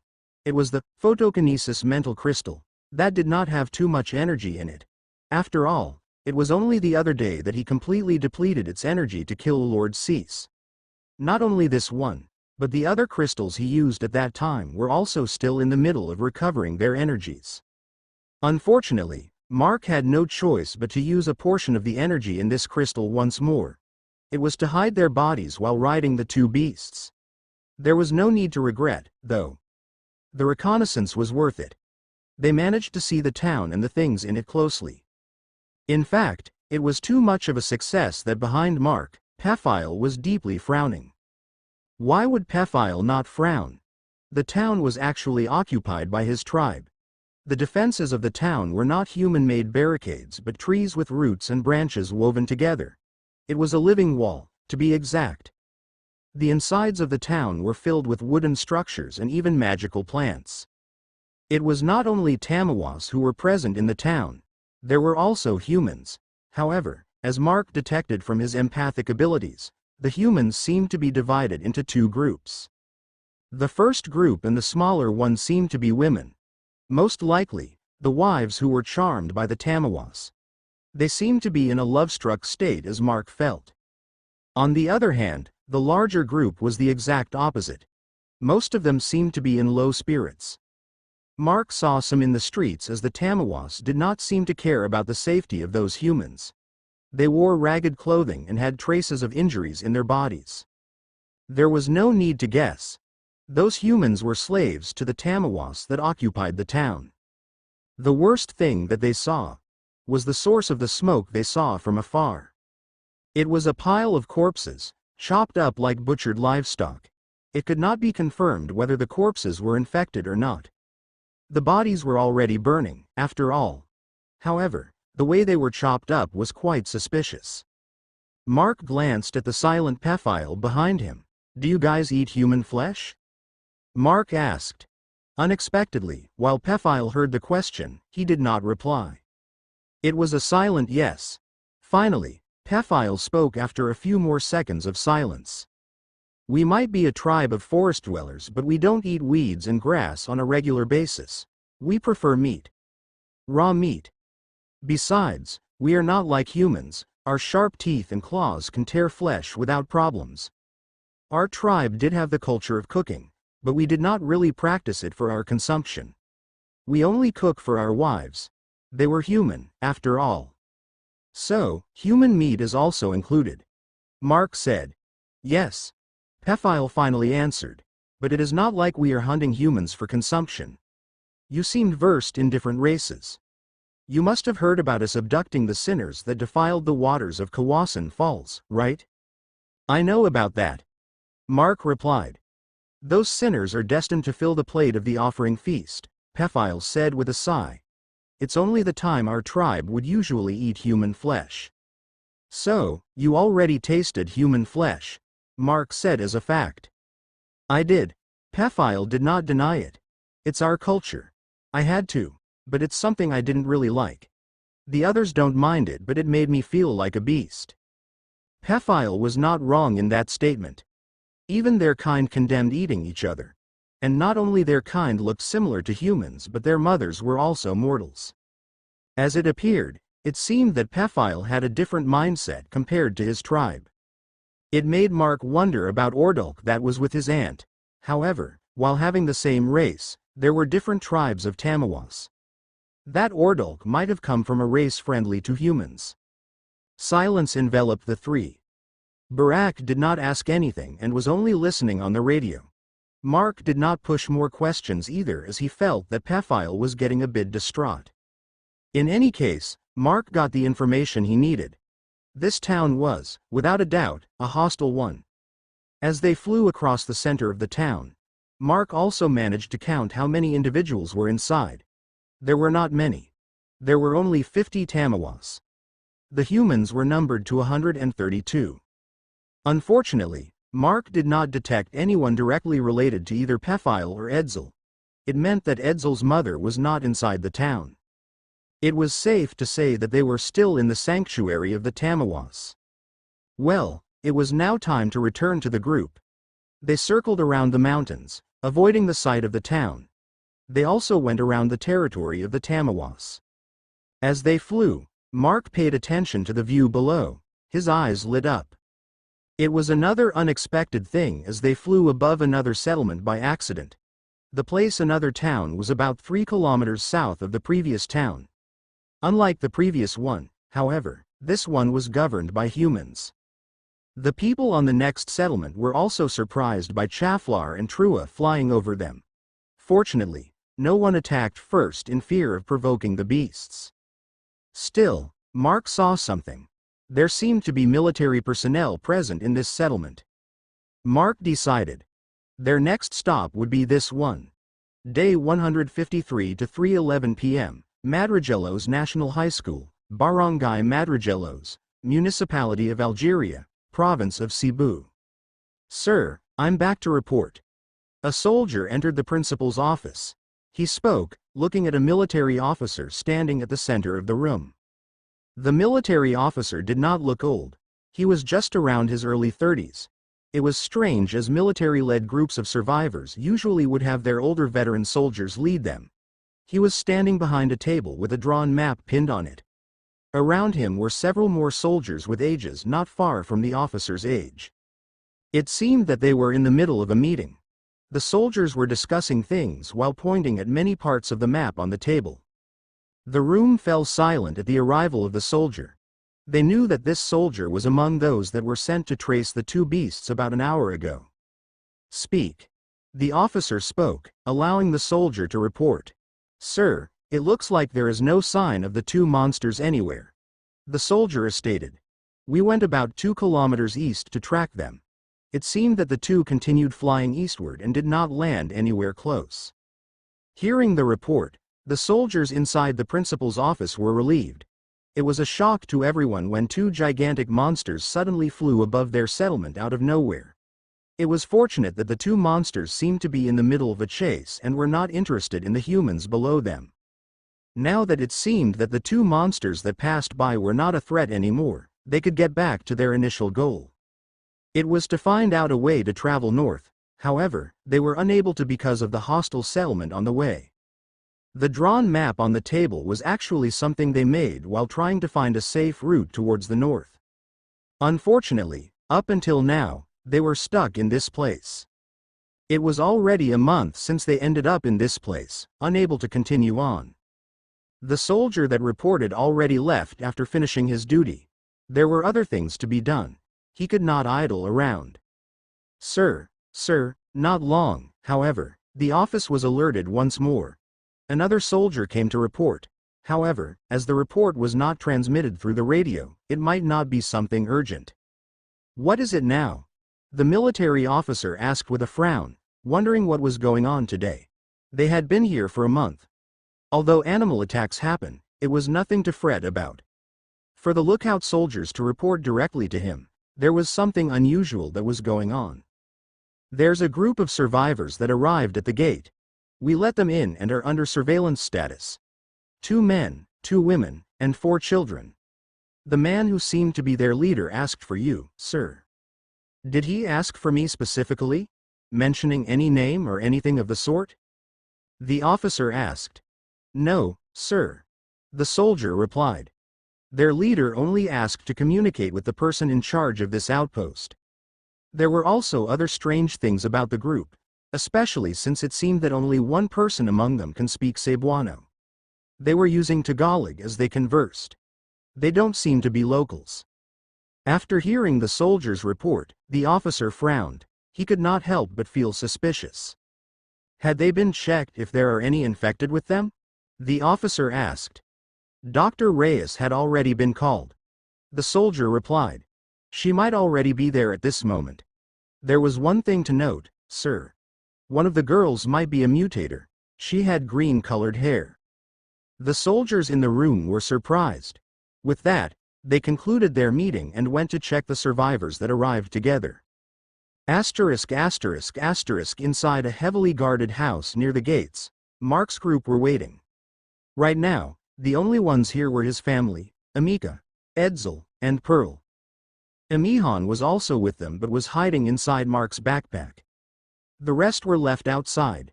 They were told to stand by in case that something went wrong. After all, even if the outpost was run by soldiers, there was no guarantee that they were not hostile. Mark's group approached the outpost from the western area of the road. The school's main gate was facing north along the curve of the main road. If they were to approach from the other side, it would be even more suspicious since that direction was heading towards the north where the settlement of Tamawas was located. Upon arrival near the school, guns were pointed at Mark's group. It felt stifling. However, as Mark's group did not show any signs of hostility, they were let in with some conditions. The weapons they carried were temporarily confiscated. It was something that did not bother Mark since the ones they had outside were just for appearances. The weapons they actually use were now stored inside Mark's and May's rings. Mark's group was then brought to this room near the gates. This place was quite strict. The room was heavily guarded. It seemed that the soldiers were too cautious about outsiders. A few minutes after Mark's group was brought to this room, a woman came in with a few soldiers as her guards. "Hello, I'm Dr. Janice Reyes." The woman introduced herself while keeping enough distance from Mark's group. Your group must have gone a long journey to find us here. Sorry that we had you all waiting here. They wanted me to examine you all. We needed to assure that none of you were infected. It was the correct protocol to practice. Mark had no qualms about it. Still, he could not help but stare at the doctor. Unexpectedly, this doctor was actually a mutator. He could not help but wonder what ability this doctor had. That was when Mark noticed. Although Dr. Janice just said that she would examine his group, however, he could not see any medical tool on her that would help her do that. But then, Dr. Janice glanced at the soldier to her right, and the latter nodded. She then turned to Mark's group. Her eyes released a slight glow. Mark could not help but look interested. It seemed that her mutator ability was her eyes. Was it some sort of X-ray or detecting vision? Dr. Janice stared at Mark's group. All of them were sitting on a row of wooden desk chairs, so it was easier for the doctor to just pan her eyes on everyone. But then, Dr. Janice could not help but step back. Her face was pale in both shock and fear. Stepping back, the doctor almost fell. "Doctor!" a soldier exclaimed and caught the doctor. The other soldiers knocked their guns and aimed at Mark's group in unison. When considering the doctor's reaction, it was reasonable for them to do so. Edsel could not help but react, putting his arm in front of Pearl, protecting her. Emika also paled. Even if she was a mature-minded girl, having several guns pointed at her would feel frightening. It was only Mark's family that seemed to be unfazed about the situation. Miracle was even tilting her head in confusion as to what was happening. "Stop! Lower your guns!" Dr. Janice frantically shouted as she saw the action of the soldiers with her. Her eyes fell on Mark, and she gulped her saliva. Mark was just staring there. Menacingly. One wrong move from any of the soldiers here and everyone would be wiped out. Dr. Janice knew that. But Doctor, one of the soldiers tried to argue. "Put down your guns." Dr. Janice emphasized her words while keeping her eyes on Mark and the girls beside him. The soldiers hesitated to obey. However, with how agitated the doctor was towards their action, they could only put down their guns. Still, they made sure not to put down their guards. After all, the doctor's reaction just now was suspicious. What is happening here? Suddenly, several soldiers entered the room. They were wearing officer uniforms. There was no doubt that they were the higher UPS of this place. "Dr. Reyes, why are you shouting?" The officer then noticed the doctor's complexion. "What happened to you?" "Sir Della Rosa." Dr. Janice approached the leading officer and whispered, "Can we talk outside? Let's get your soldiers outside first." The officer seemed surprised. Nonetheless, he trusted the doctor and ordered everyone to go out.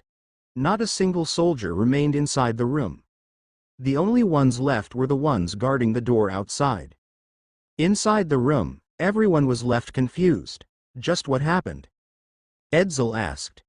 "Who knows?" Mark replied, shrugging his shoulders. "Maybe she saw something that she's not supposed to." Still, it was not what Mark's attention was focused on. Instead, he was quite surprised. The group of military officers just now, there were 8 people. Unexpectedly, 6 of them were mutators. It was a record considering that there were very few mutators among the military in other settlements he had been to. Outside the room, quite a distance away, Dr. Janice and the officer were talking.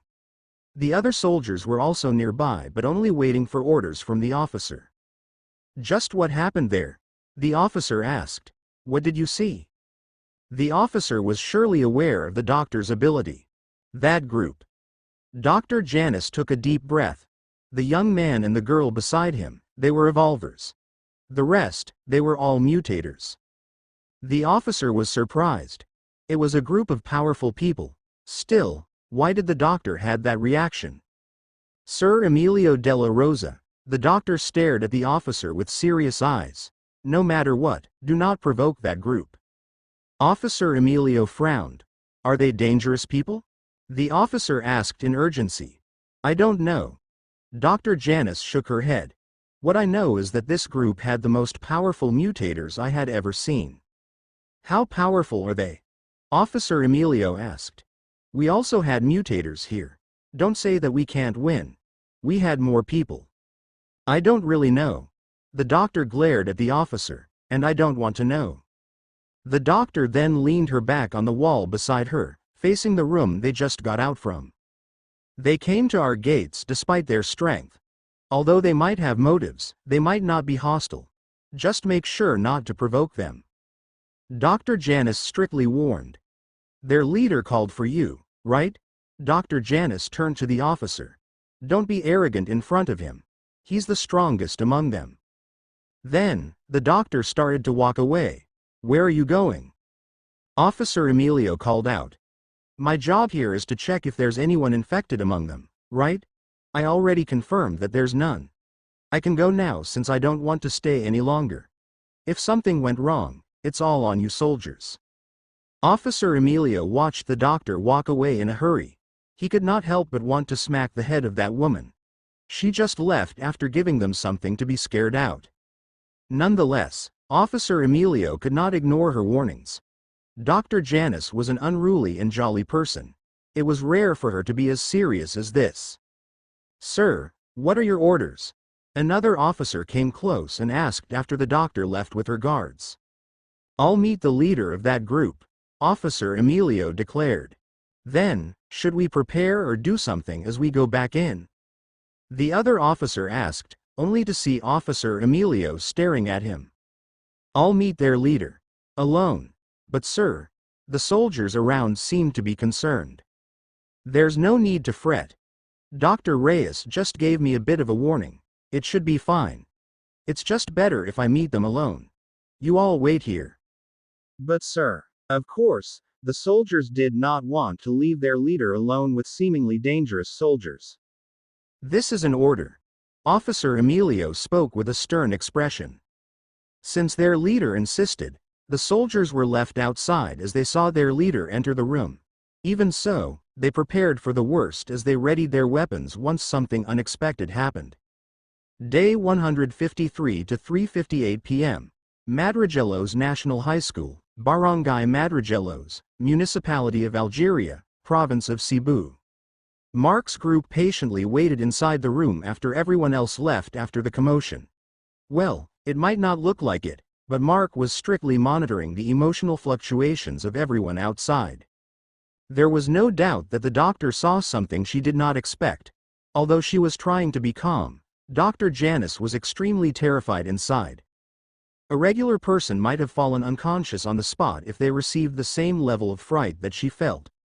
The doctor was commendable in this regard. However, from what Mark saw, it was not like she wanted to hold it in. She had to hold it in. Dr. Janice was here to examine Mark's group, who came to this place peacefully despite their abilities. If she displayed any extreme reaction, the soldiers might suspect that Mark's group had something to do with it and act aggressively. That was why Dr. Janice had to act like everything was all right despite her initial slip-up. She did her best to recover the tension created because of her reaction. It was even if, in her mind, Dr. Janice was more than ready to collapse. Mark could understand why the doctor immediately left after talking to the military officer.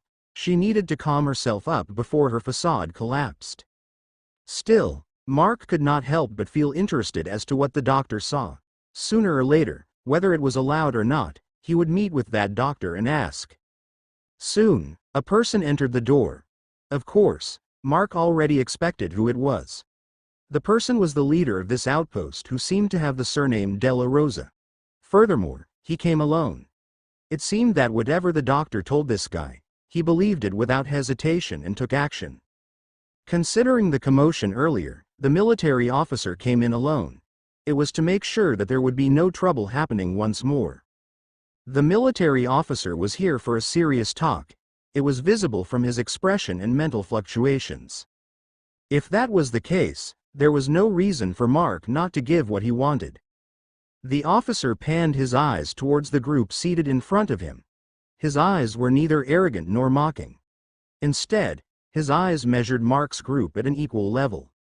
Let me introduce myself. I am Captain Emilio De La Rosa from the Philippine Marines, currently leading this place. You can call me Officer Emilio or Officer Della Rosa. That is what everyone here calls me." The military officer introduced himself. Mark was not surprised that he came from the Philippine Marines. The word itself was sewn on the officer's uniform. Still, Mark's group could not help but show some odd reaction now that they noticed it. After all, the first and only time they got involved with the Marines was a bad experience. Officer Emilio could not help but notice the odd reaction and was confused.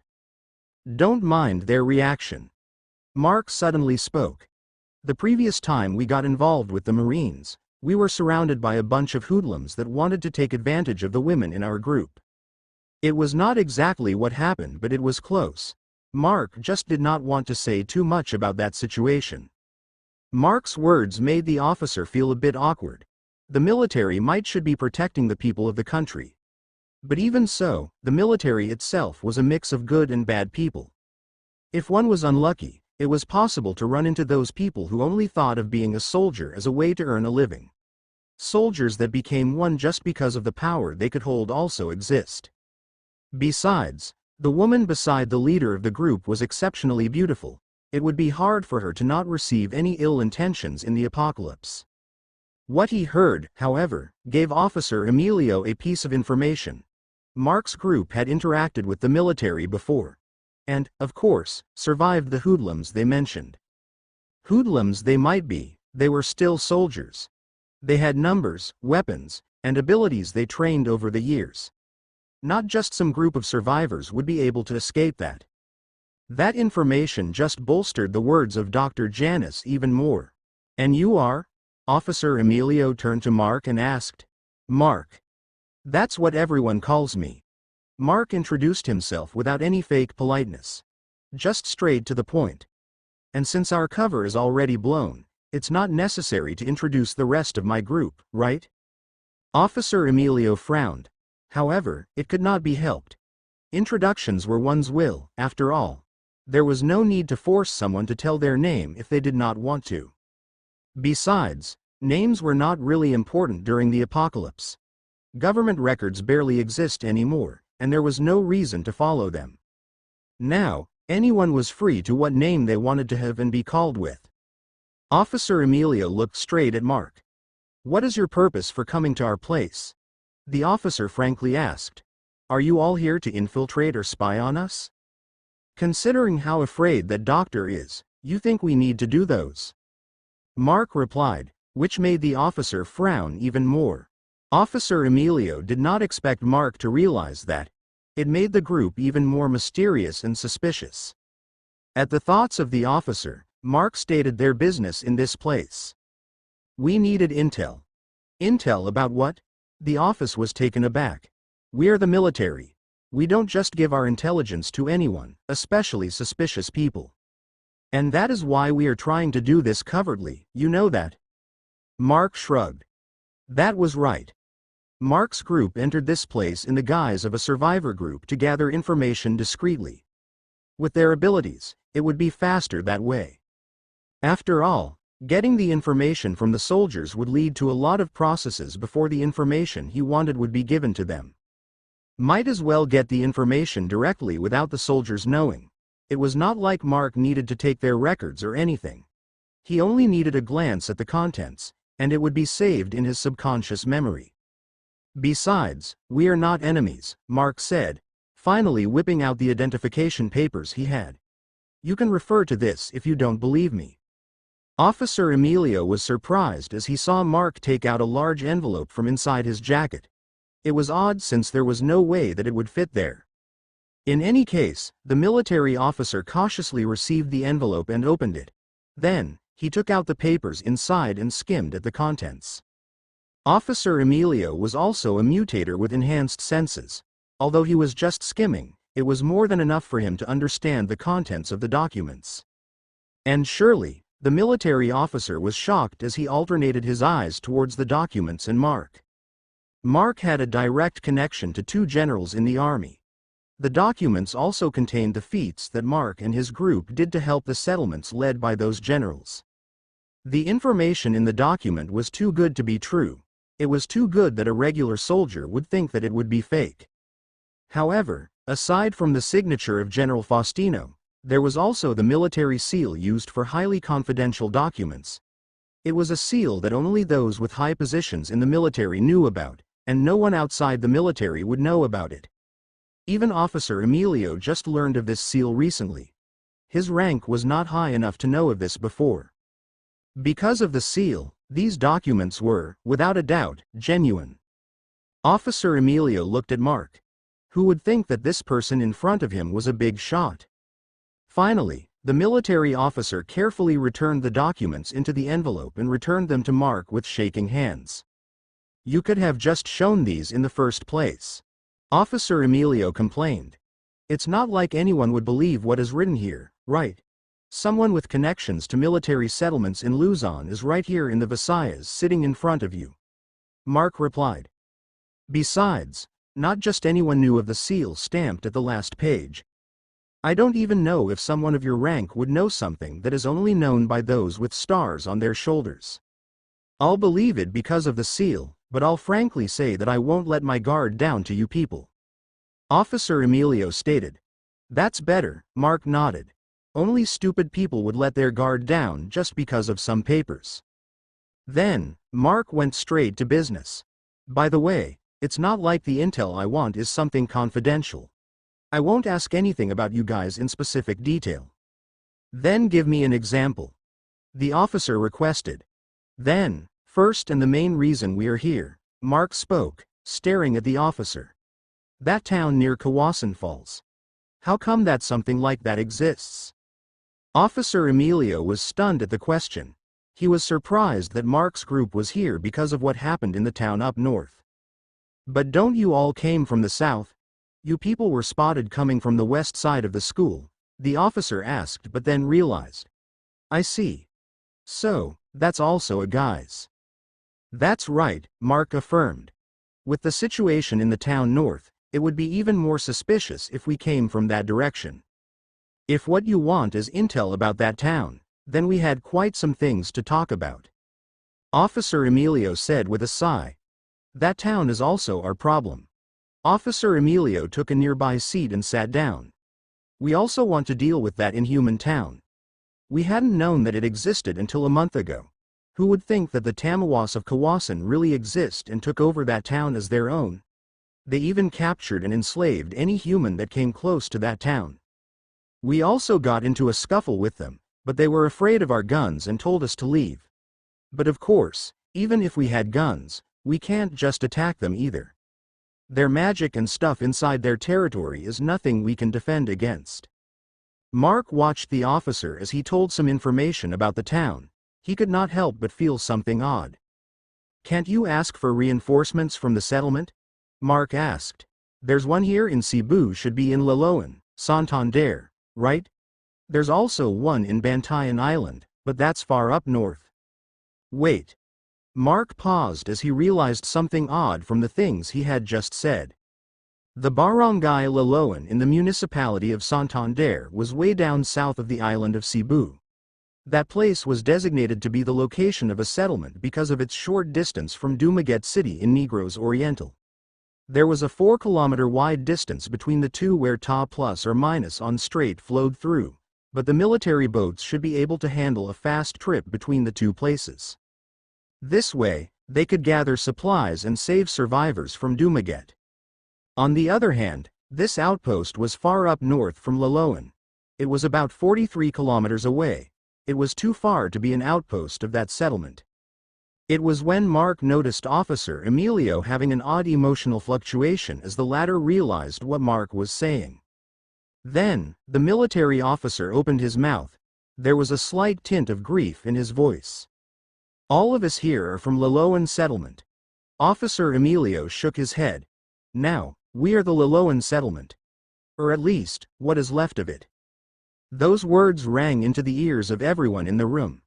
Even for the little girls, it was not hard to understand what the soldier in front of them was saying.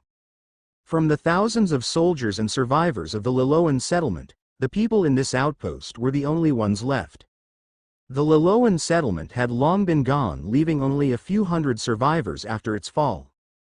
Day 153 to 4:15 p.m. Waiting room, Madrigelos National High School, Barangay Madrigelos, Municipality of Algeria, Province of Cebu. The Loloan military settlement was long gone. It was a piece of unexpected news. Nonetheless, it was not actually that shocking. Mark's group had been to many places since the apocalypse started. They had witnessed too many things. People dying was frequent to see, although most of those deaths were by their hands. They were also there when the 3 settlements in Infanta had fallen by a single incident. Although it was good that aside from the place filled with criminals, the other 2 settlements managed to start anew as a single one. In this regard, the Loloan military settlement was just unfortunate. No one knew what kind of madness would crop up in any corner of the world. Those kinds of things would cause deaths and chaos. Even if humans managed to gather and try to survive this together, there was no guarantee that they would succeed. Over time, people would die and settlements would fall. It was just Loloan's turn. Besides, compared to the debris in space that was about to hit Earth, the fall of a settlement was something small. Officer Emilio could not help but feel confused and frustrated at Mark's group. They had lackluster reactions upon hearing what he said. The young pair on the side seemed to have shown a bit of concern. Mark's side, however, did not seem to care at all. "Don't mind us." Of course, the military officer's reaction did not escape Mark's senses. "As you can see, we are a bunch of people traveling here and there. We've seen and known worse. Just the other day, the settlement in Catanduanes was besieged by thousands of mutated infected that managed to travel underwater. They managed to survive, though." Officer Emilio could not help but look at Mark with a skeptic expression. Of course, he did not believe what Mark said immediately. Still, if that was true, then the reaction of this group in front of him was not strange at all. To be able to travel in this world filled with dangers, they would be able to see things that regular people could not. And, of course, it was something that only the powerful would be able to do. "So, what happened?" Mark asked. "Our country's military might be weak compared to other countries, but I don't think that a large settlement like the one in Loloan would fall easily." Thinking that Mark finally showed interest, Officer Emilio did not hesitate to tell the reason. "It's a giant monster. Compared to many of the other settlements that the military managed to build all over the country, the one in Loloan was built quite late. In the first place, the evacuation orders and protocols to be followed arrived late to the soldiers of Visayas and Mindanao. By the time they received the orders, everything was already in chaos. The military stationed in Cebu and other defense forces had no time to prepare at all. All they could do was to move without preparations, gather as much supply, and evacuate as many people as they could. Then, the soldiers led the evacuees to Loloan, where they all had to build the settlement from scratch. Fortunately, one of the reasons why Loloan was chosen because it had one of the largest warehouses of the Department of Public Works and Highways, DPWH, in the province. It meant that there would be available construction supplies and equipment for them to start with. With the warehouse at the center of it all, the soldiers began the construction of the settlement. The refugees did not let themselves idle either and did their best to build their new home in this chaotic world. The main reason Loloan was chosen was definitely that it was just 4 kilometers from Dumaguete. Using boats, it would be faster to transport supplies from the city into the settlement. Of course, gathering the supplies was not easy. Dumaguete had already fallen into the hands of the infected. In fact, there was a ground zero directly at the center of the city, making it even more dangerous. But they never gave up and managed to gain stability in the following weeks. They had to deal with wandering hordes, evolved animal attacks, and even marine animals coming ashore. Even so, they managed to deal with those situations with the least casualties possible. Approximately 2 months ago, everything was just the usual to the residents of Loloan military settlement. Securing supplies, hunting animals, patrolling around the walls, and distributing rations. It was the usual daily routine. In the middle of the night of that same day, however, everyone was awakened by a beastly roar. There was no need to receive any order. Everyone began to prepare for an oncoming battle. However, not to mention a battle, not a single person even managed to prepare at all. The beastly roar was followed by the sound of roaring water. And the next thing that people knew. No, there was no next thing. Everything just went black for most people. As for those that managed to stay conscious a few seconds longer, they all felt horror as they suffocated from being swallowed by the surging water. Asterisk asterisk. A tidal wave. Edsel could not help but ask as the story reached this point. That is what a person would first think after hearing this. Officer Emilio said with a dismayed sigh. But I was on night duty when everything happened. I saw the cause of the wave that swallowed the whole settlement in one go. As I said before, Officer Emilio took a deep breath as he recalled that night. It is a giant monster. Asterisk asterisk asterisk. Officer Emilio was leading the lookout that night. He was inspecting the soldiers assigned to the southern areas of the wall facing the strait when it happened. The monster slowly rose from the waters. Its red eyes shined in the darkness of the night. Although it was hard to see what it actually was, Officer Emilio thought that it appeared to be somewhat the shape of either an alligator or a crocodile. The problem, however, the monster appeared to be as large as a Roro passenger ferry or maybe even larger. Officer Emilio and the soldiers around him tried to sound the alarm, but they were all overwhelmed in fear. Before they could even pull the alarm on, the roar already sounded all over the settlement. The monster then stomped onto the water, causing a several dozen meters tall wave to come ashore. In an instant, the whole settlement was swallowed by the raging water. Asterisk asterisk. There's not even a chance to run. The wave came faster than we can even react. The water hit like a truck. It's already lucky if one only fell unconscious. Many of us woke up with broken bones all over our bodies. Officer Emilio recalled what happened.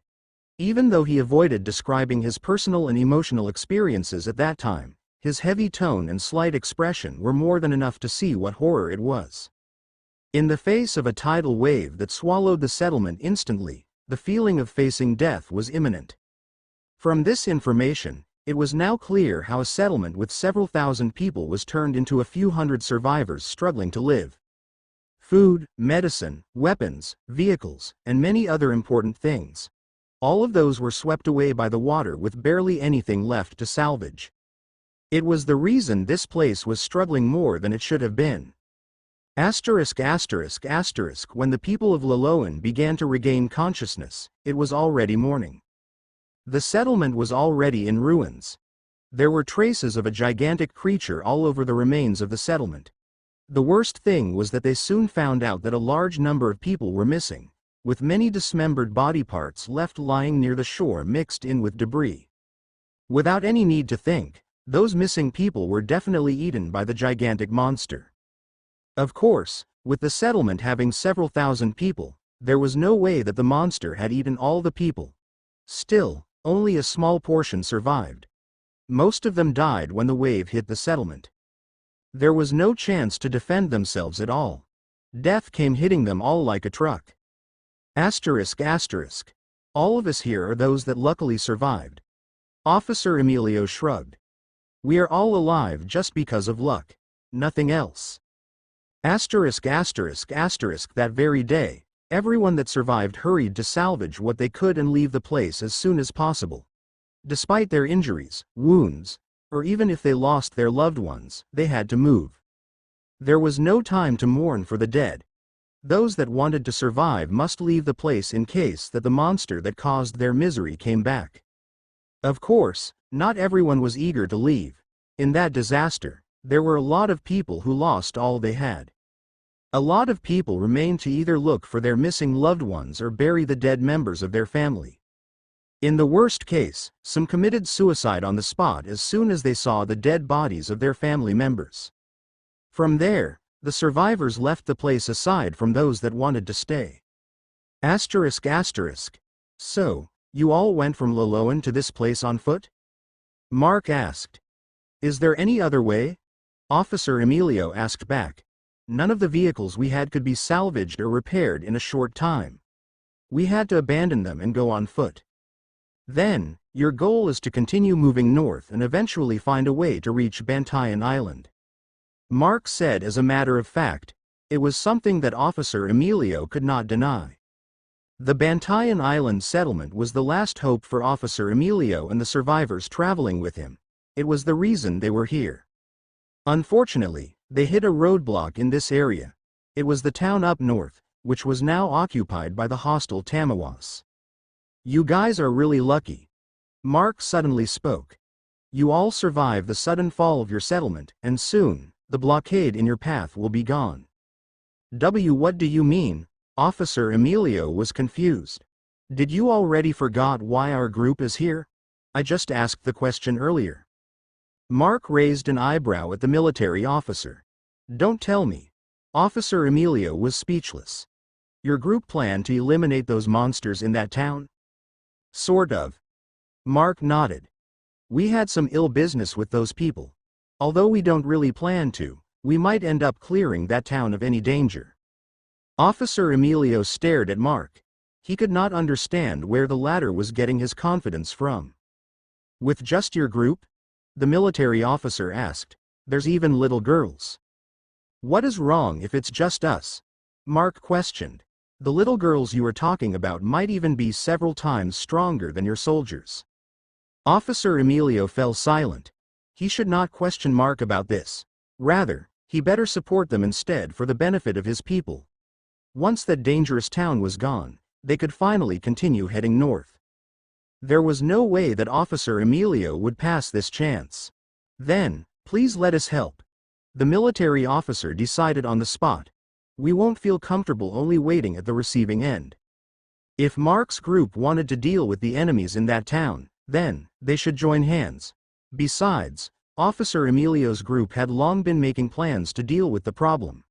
They would be more than ready to start removing the threat blocking their path. Officer Emilio felt a bit enthusiastic about this. After all, they had been stuck in this place for a month already. It was already time to move on. But Mark just poured a bucket of cold water on the head of the military officer. There's no need for your help, Mark replied. We're more than enough to do the job. You and your people will only hold us back. Just give me all the information you can give about that town instead and just wait here for the results. Officer Emilio did not like what Mark said. However, he took the warning of Dr. Janice to heart and did not voice out his displeasure.